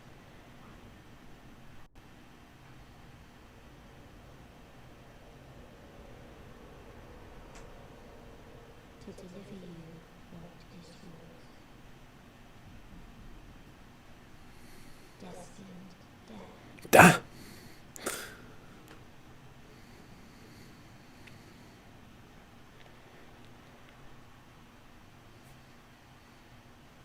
We gonna fight? No fight. Someone told me that we had to fight her.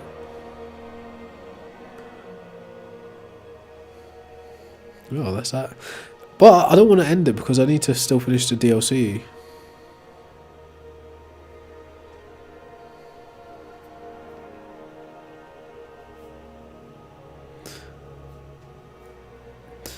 Me personally, I'm not really interested in biblical critique, Davina, to be fair. I don't take the Bible to be a history book in simple terms. I think it's a religious text written with a theological agenda. Now, there can be geographical facts, historical events, and even real people in it all throughout it, actually. There are real people and real places. But I don't take it to be a history book. I think it's specifically devised to keep alive the culture of the people that it comes from, right, which is ultimately the Levant,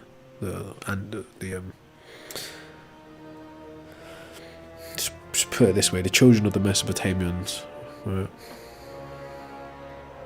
So a lot of it is made up, but making up stories isn't simply just making them up. Things are told allegorically for a reason. Some people say, depending on your school of thought, begin Journey 5. If you don't want to start over now, you can choose to begin Journey 5 later at the time. No, I don't want to start again. But yeah, some people would say it's the Bible itself is more of an occultic text than just a book, right? It's things written with hidden meanings that you need to have a certain understanding to be able to interpret it. Otherwise, you walk away thinking certain events actually occurred as they're being told to you, or why they happened, those kinds of stuff. But it really depends on you. But in terms of it being anything more than just a book, I don't give it any more credence than just a book.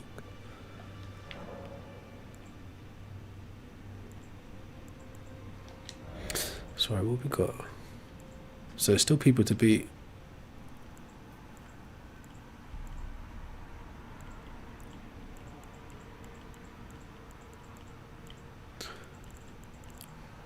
We don't really lean on that. How much points did we get? Not a lot.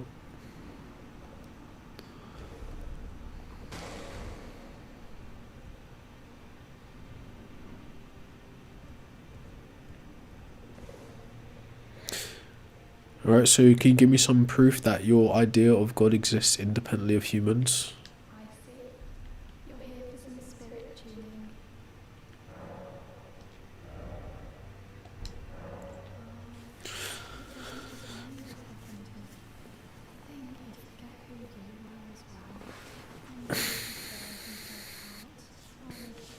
Yeah, I can't even beat Mesmer, much less Rodan yet.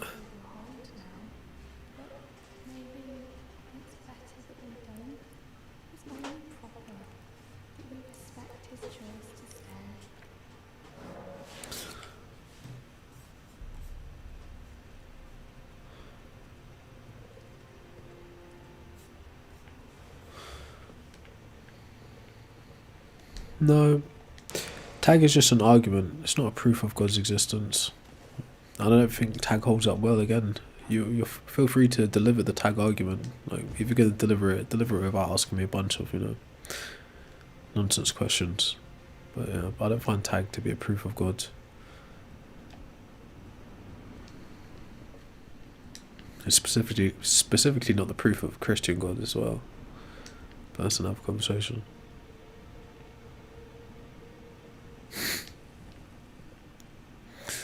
Alright, let's go to the DLC. See if it made any difference, actually. Wait. How much points have we got? So I do want to try using some new weapons, but there's too many choices to pick one to actually level it up. So I think I'm just going to stick with the two I've been using for the last playthroughs.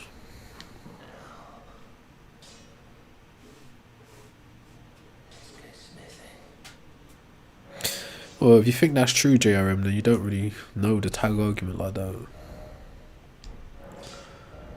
But again, as I said earlier, there are different versions of it, so maybe you got a unique one I haven't heard.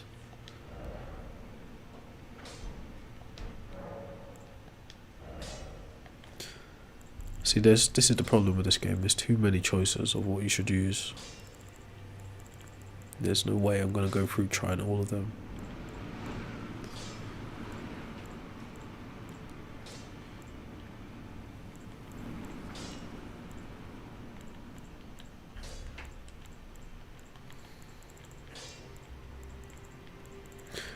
I saw one of those hammers that you could throw.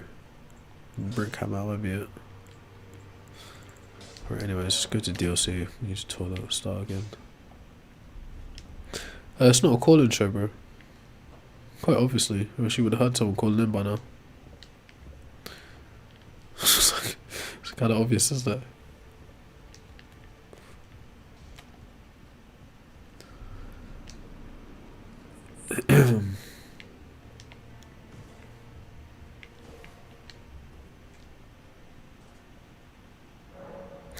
I think you should use your words. Writing is a lost art these days. People don't appreciate the power of writing.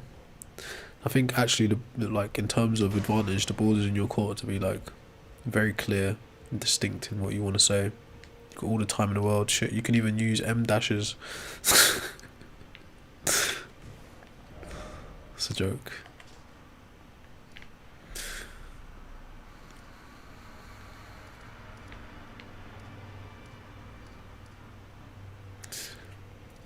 Should we go and try fight Mesmer again, or round these points up? I think we should try to round them up first. I want to see this area, but how is the question? How do we get in here?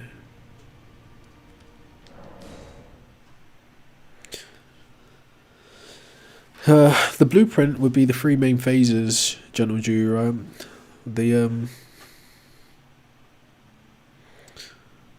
The first phase is assigning agency to elemental things and celestial things. The second phase is abstraction.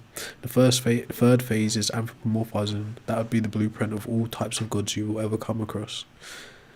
If you wanted to know from a very simple point of view, the how is hyperactive agency detection device. The why is psychological needs and societal cohesion. So maybe that could help you a little bit if you actually care, if you're being genuine. That would be the blueprint of all gods. Be right back.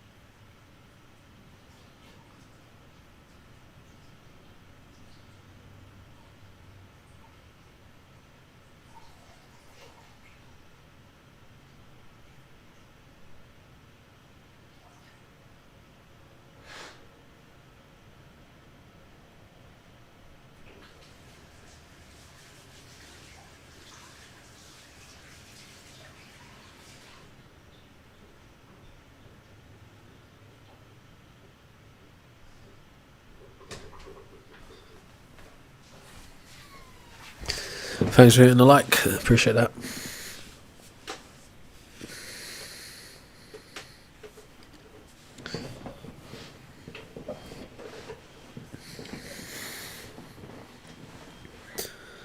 Yeah, it's well spotted, deluded.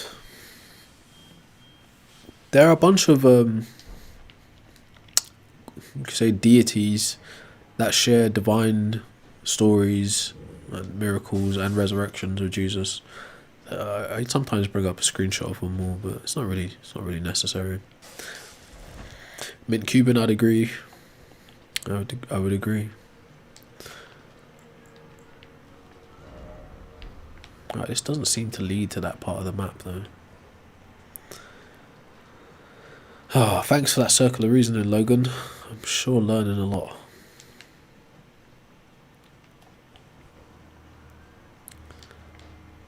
So, do you want to tell me why I should think we were created by a creator?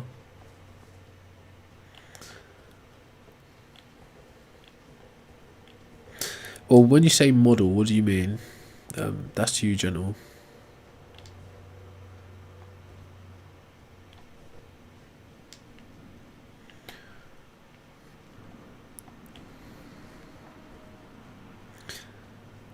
To be fair, I can support it in terms of artifacts, anthropology, the study of cultures, human religions, cognitive science, how our minds work. It would be what's called an inductive case, of course. But as I said already, when I say humans invented God, that's called an explanatory claim, and I feel it has explanatory success because it fulfills the how, the why, and in some cases the when and the where, given the artifacts and the type of God creation. It's very difficult to trace these things to their very inception because of how history works. Right? But in terms of predictive power, the hypothesis is very strong. Right? It tells you what to expect from God concepts that you come up across in the future without having to posit the existence of any supernatural entity. So in terms of evidence for the claim that humans invented God, there is plenty. Again, archaeology, anthropology, cognitive science. In terms of there being evidence that gods exist as independent agents, there isn't any.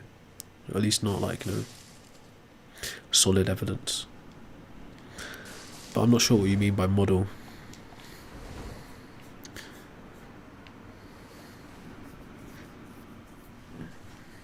That's cool, Gabe. Give me a reason to think that such a thing can even occur.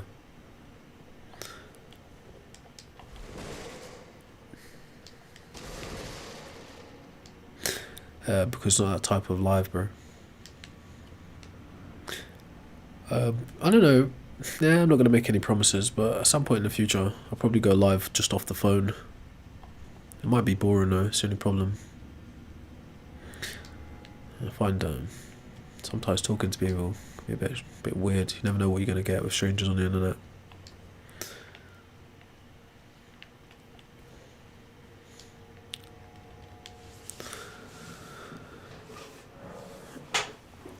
Right, of course, because all God concepts come from the minds of men, and the only way men can express their concepts is through language and through artifacts, bro. As I already stated, there is no evidence that gods exist as independent agents capable of having any meaningful effect on our reality. So what kind of evidence would you be supporting your God with?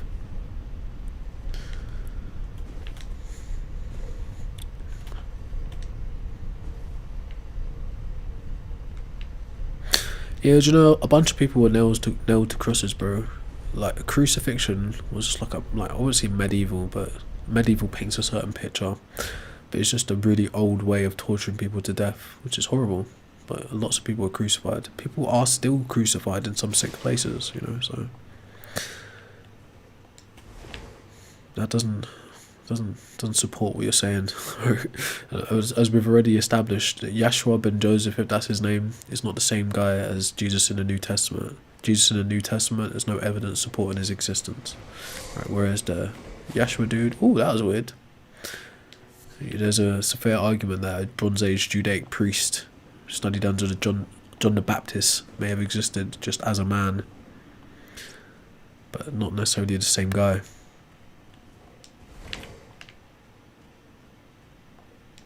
Right, where are we? What makes me think humans invented God is all the evidence for it. The how, the why, the when and the where. In fact, every God concept you've ever heard of came from the minds of humans. All knowledge of God comes from minds of humans. Whether you claim it's discovered by observation or through divine revelation, it's ultimately translated through the minds of humans. So in that sense, there is no God you've ever came across that didn't come from the mind of a human.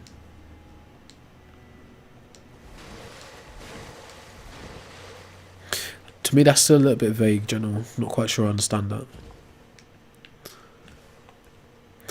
I mean, God is an abstract idea.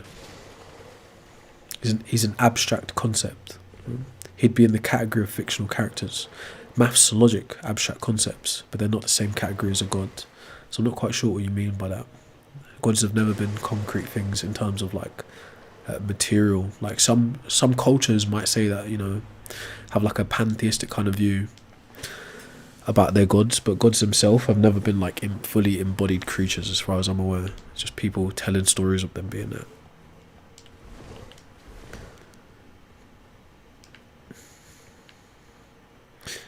No, that's not actually true, bro. So the genealogy of the God of the Bible starts off with a god called Yahweh, which is a storm god, warrior god.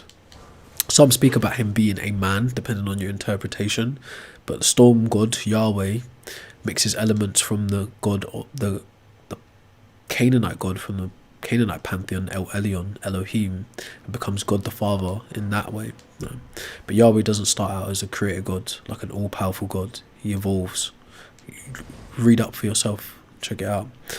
If Yahshua ben Joseph, if that's his name, was born into the Jewish tribe of Israel as a Jew, his God would have been Jehovah, Hashem Adonai, also known as Yahweh. Okay.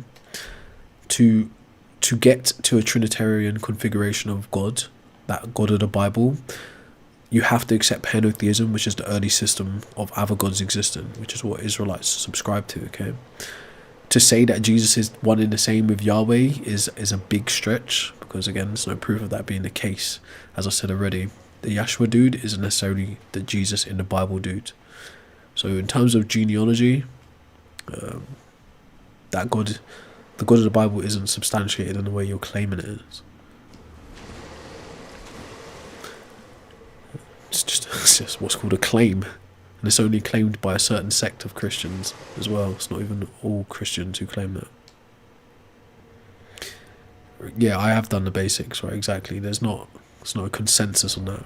There are Trinitarians, and there are people who just think Jesus is the Son of God, right? And then there are people who think Jesus is just a prophet. And if you speak to Jews, they'll tell you Jesus is neither of those things. Okay, so I do know what the fuck I'm talking about, with all due respect. It's you telling me about your hopes, dreams, and beliefs. In the hope that I take you to be serious. But I don't. But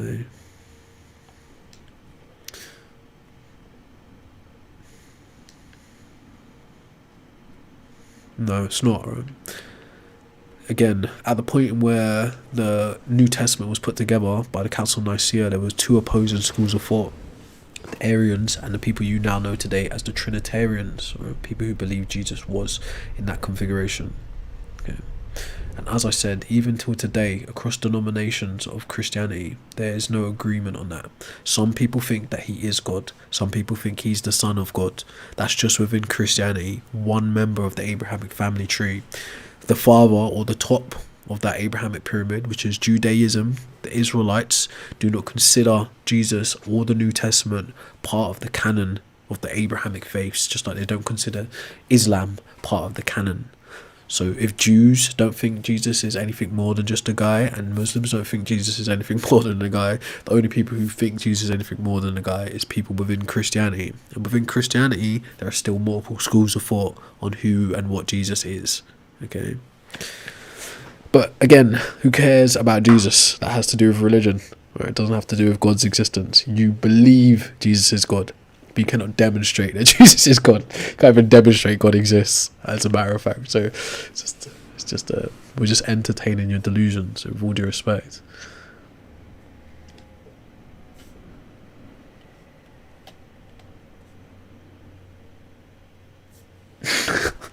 Anyways, we're like getting into that weird space.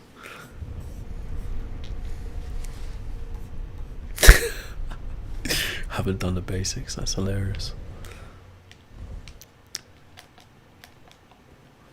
Bro thinks all Christians are Trinitarians. They're not. Anyways, main point of the stream is humans invented God. All known gods are psychological constructs, do not exist independently of the mind. If your God requires belief, imagination, or faith to interact with, it's functionally non-existent. Someone has to devise the concept of God and impart it to you in order for you to interact with it. Or you yourself have to devise a concept of God in order to interact with it.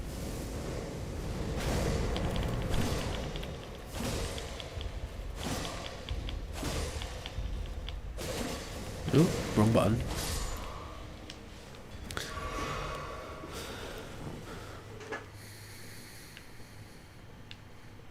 No, you don't know if that's true, actually. You can't actually be sure that everyone has the same cognitive capacity as you, or even the same cognitive functions, to be fair. You just assume that based on their anatomy, but we're not all playing with the same deck of cards.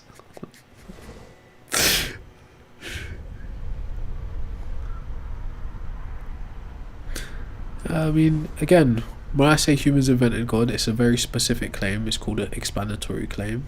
and I explain the how and the why, and in some instances the when and the where. As I was just describing, like in brief, we can trace the genealogy of the God of the Bible, and if you think Jesus is part of that configuration, it's also the genealogy of Jesus. As far as my hypothesis goes, the God of the Bible fulfills the three phases of evolution in God creation, which is assigning agency to elemental and celestial things, abstraction for psychological needs, and anthropomorphization for societal cohesion. So, from my view, the God of the Bible is no less, or put it this way, any more real than Zeus, or Ra, or Enlil, because they all follow that same configuration, basically.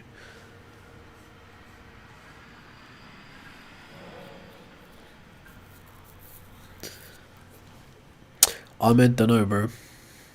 I don't know. There are different people who have different views, as I said earlier on. You'll have to ask them.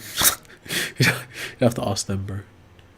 As I've already brushed over at various times, there is no proof that the Jesus talked about in the New Testament existed in that capacity. So there's a lot of overlap with what's called mythicism. So it's on them to present a good reason to think it's anything more than that.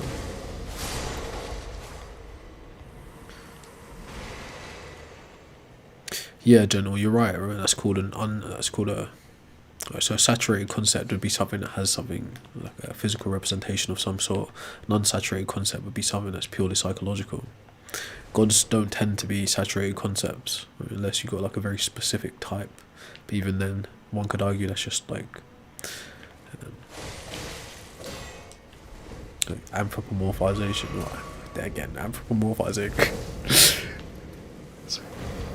Like maybe a pantheistic view.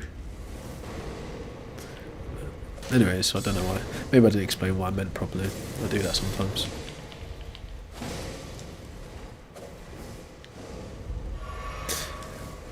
But yeah, as far as I'm aware, all gods are concepts. They're abstract concepts fundamentally. Even if you've got like a very advanced view on what God is, like a modern philosophical view of God, like a 3O God, it's still fundamentally conceptual. So how does one demonstrate an immaterial, disembodied mind, or a spirit? All of those things pertain to abstract concepts.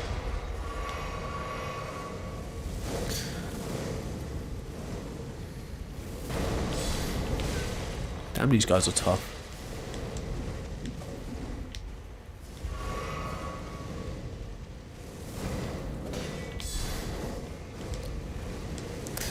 And you wonder why I can't beat Mesmer. Can't even beat these guys up.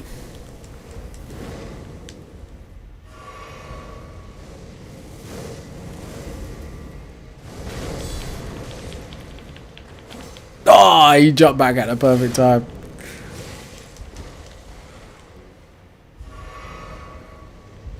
I'm sure there's something like they're not immune to, put it that way, sorry. What? That should have been it. That was clutch. No, I haven't played Kingdom Come. No, that's not what I said. What they did was put together all of those, not outstanding, but like the straggler views on Christianity. So various different schools of thought roaming around, purporting to be Christians or representing Christianity. The New Testament was codified at that point. The doctrines were solidified at that point of Council of Nicaea. So there are various Christians and Christian views and schools of thought that exist before Council of Nicaea, bro. So don't mix up what I'm saying.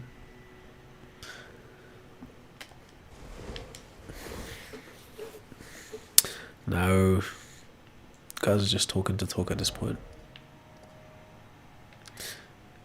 So I think we'll give this one more shot.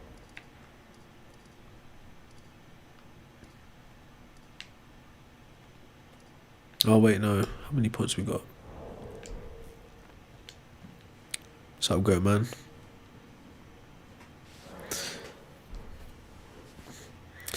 Again, all of that doesn't really pertain to gods, or what you're practicing is called a post hoc rationalization. You're borrowing from philosophy to buttress your theological views. Now, of course, the two inform each other, but when gods were being conceptualized or formed, These things weren't considerations. These are things we've added to theology along the way. So it really makes no difference what philosophical standpoint you take on views of God. It's whether you can prove it exists or not. Now, as I said earlier on, there are two people. There's a spectrum, but the extremes of the spectrum are this. You've got one end, the biblical type of gods, which are highly defined. They do specific things based on the book. And then on the other end, you've got philosophical gods, which are more frameworks. They don't necessarily interact with the world in the same way as a biblical god. You're born from the philosophical end of the spectrum to support the biblical end. Okay? And to me, that makes no difference at all.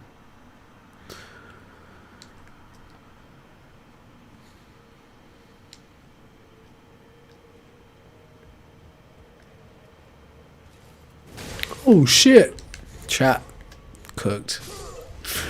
Reading the damn chat.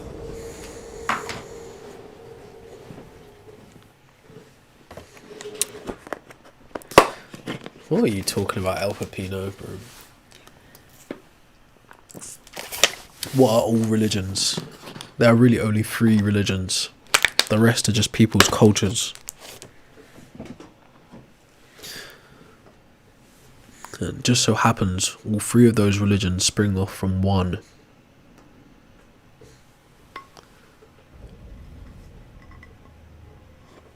There's a drop there, yeah. Could have spotted that. Looney Tunes type drop.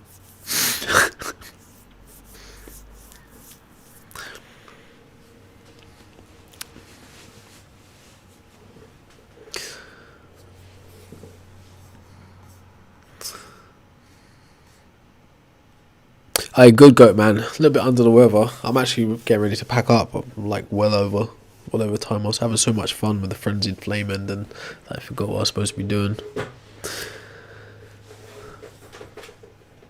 Found a new book that you might be interested in, goat man. It's called Unholy Alliance: Atrocities, Religion and Atrocity in Our Time. I think you might be interested in this one. I was gonna get like the New Atheism, but then I thought, that's just information that's clearly on the internet. Anyone could just get that one.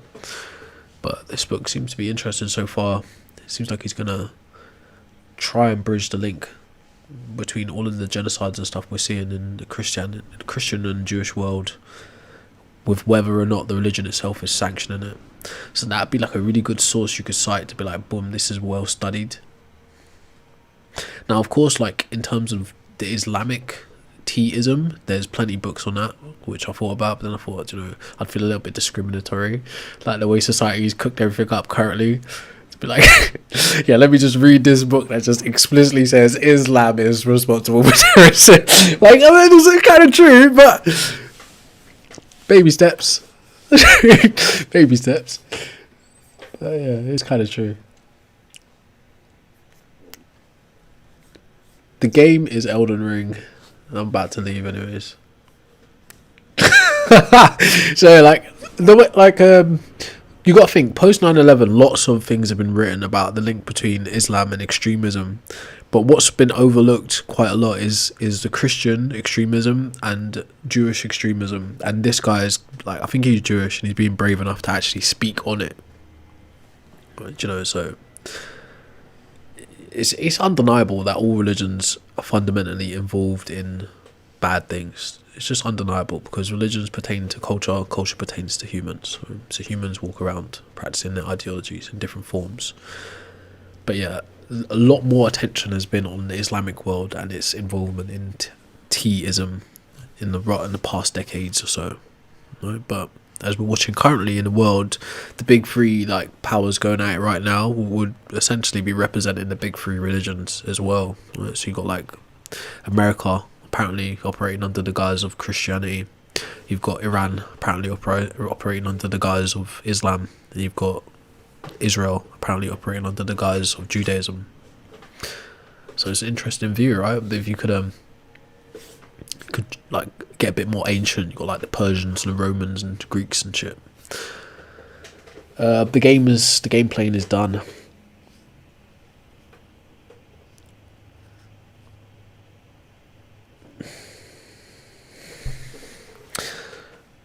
Game playing is over.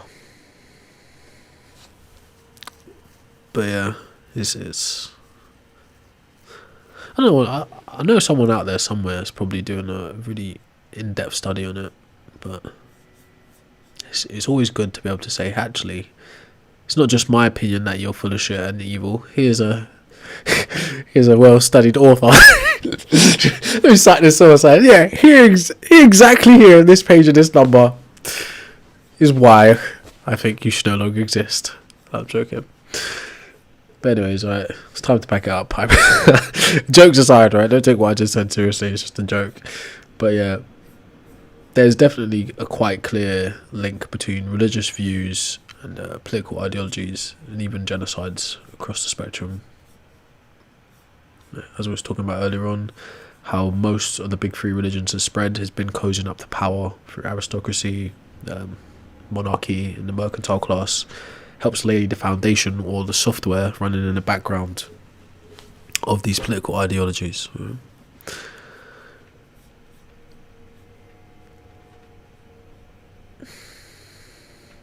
Again, maybe I'll come back at some point this weekend. Maybe, or maybe not. Maybe I'll see you guys next weekend in due time. Everyone have a good weekend. I appreciate you for tuning in, and I'll see you later.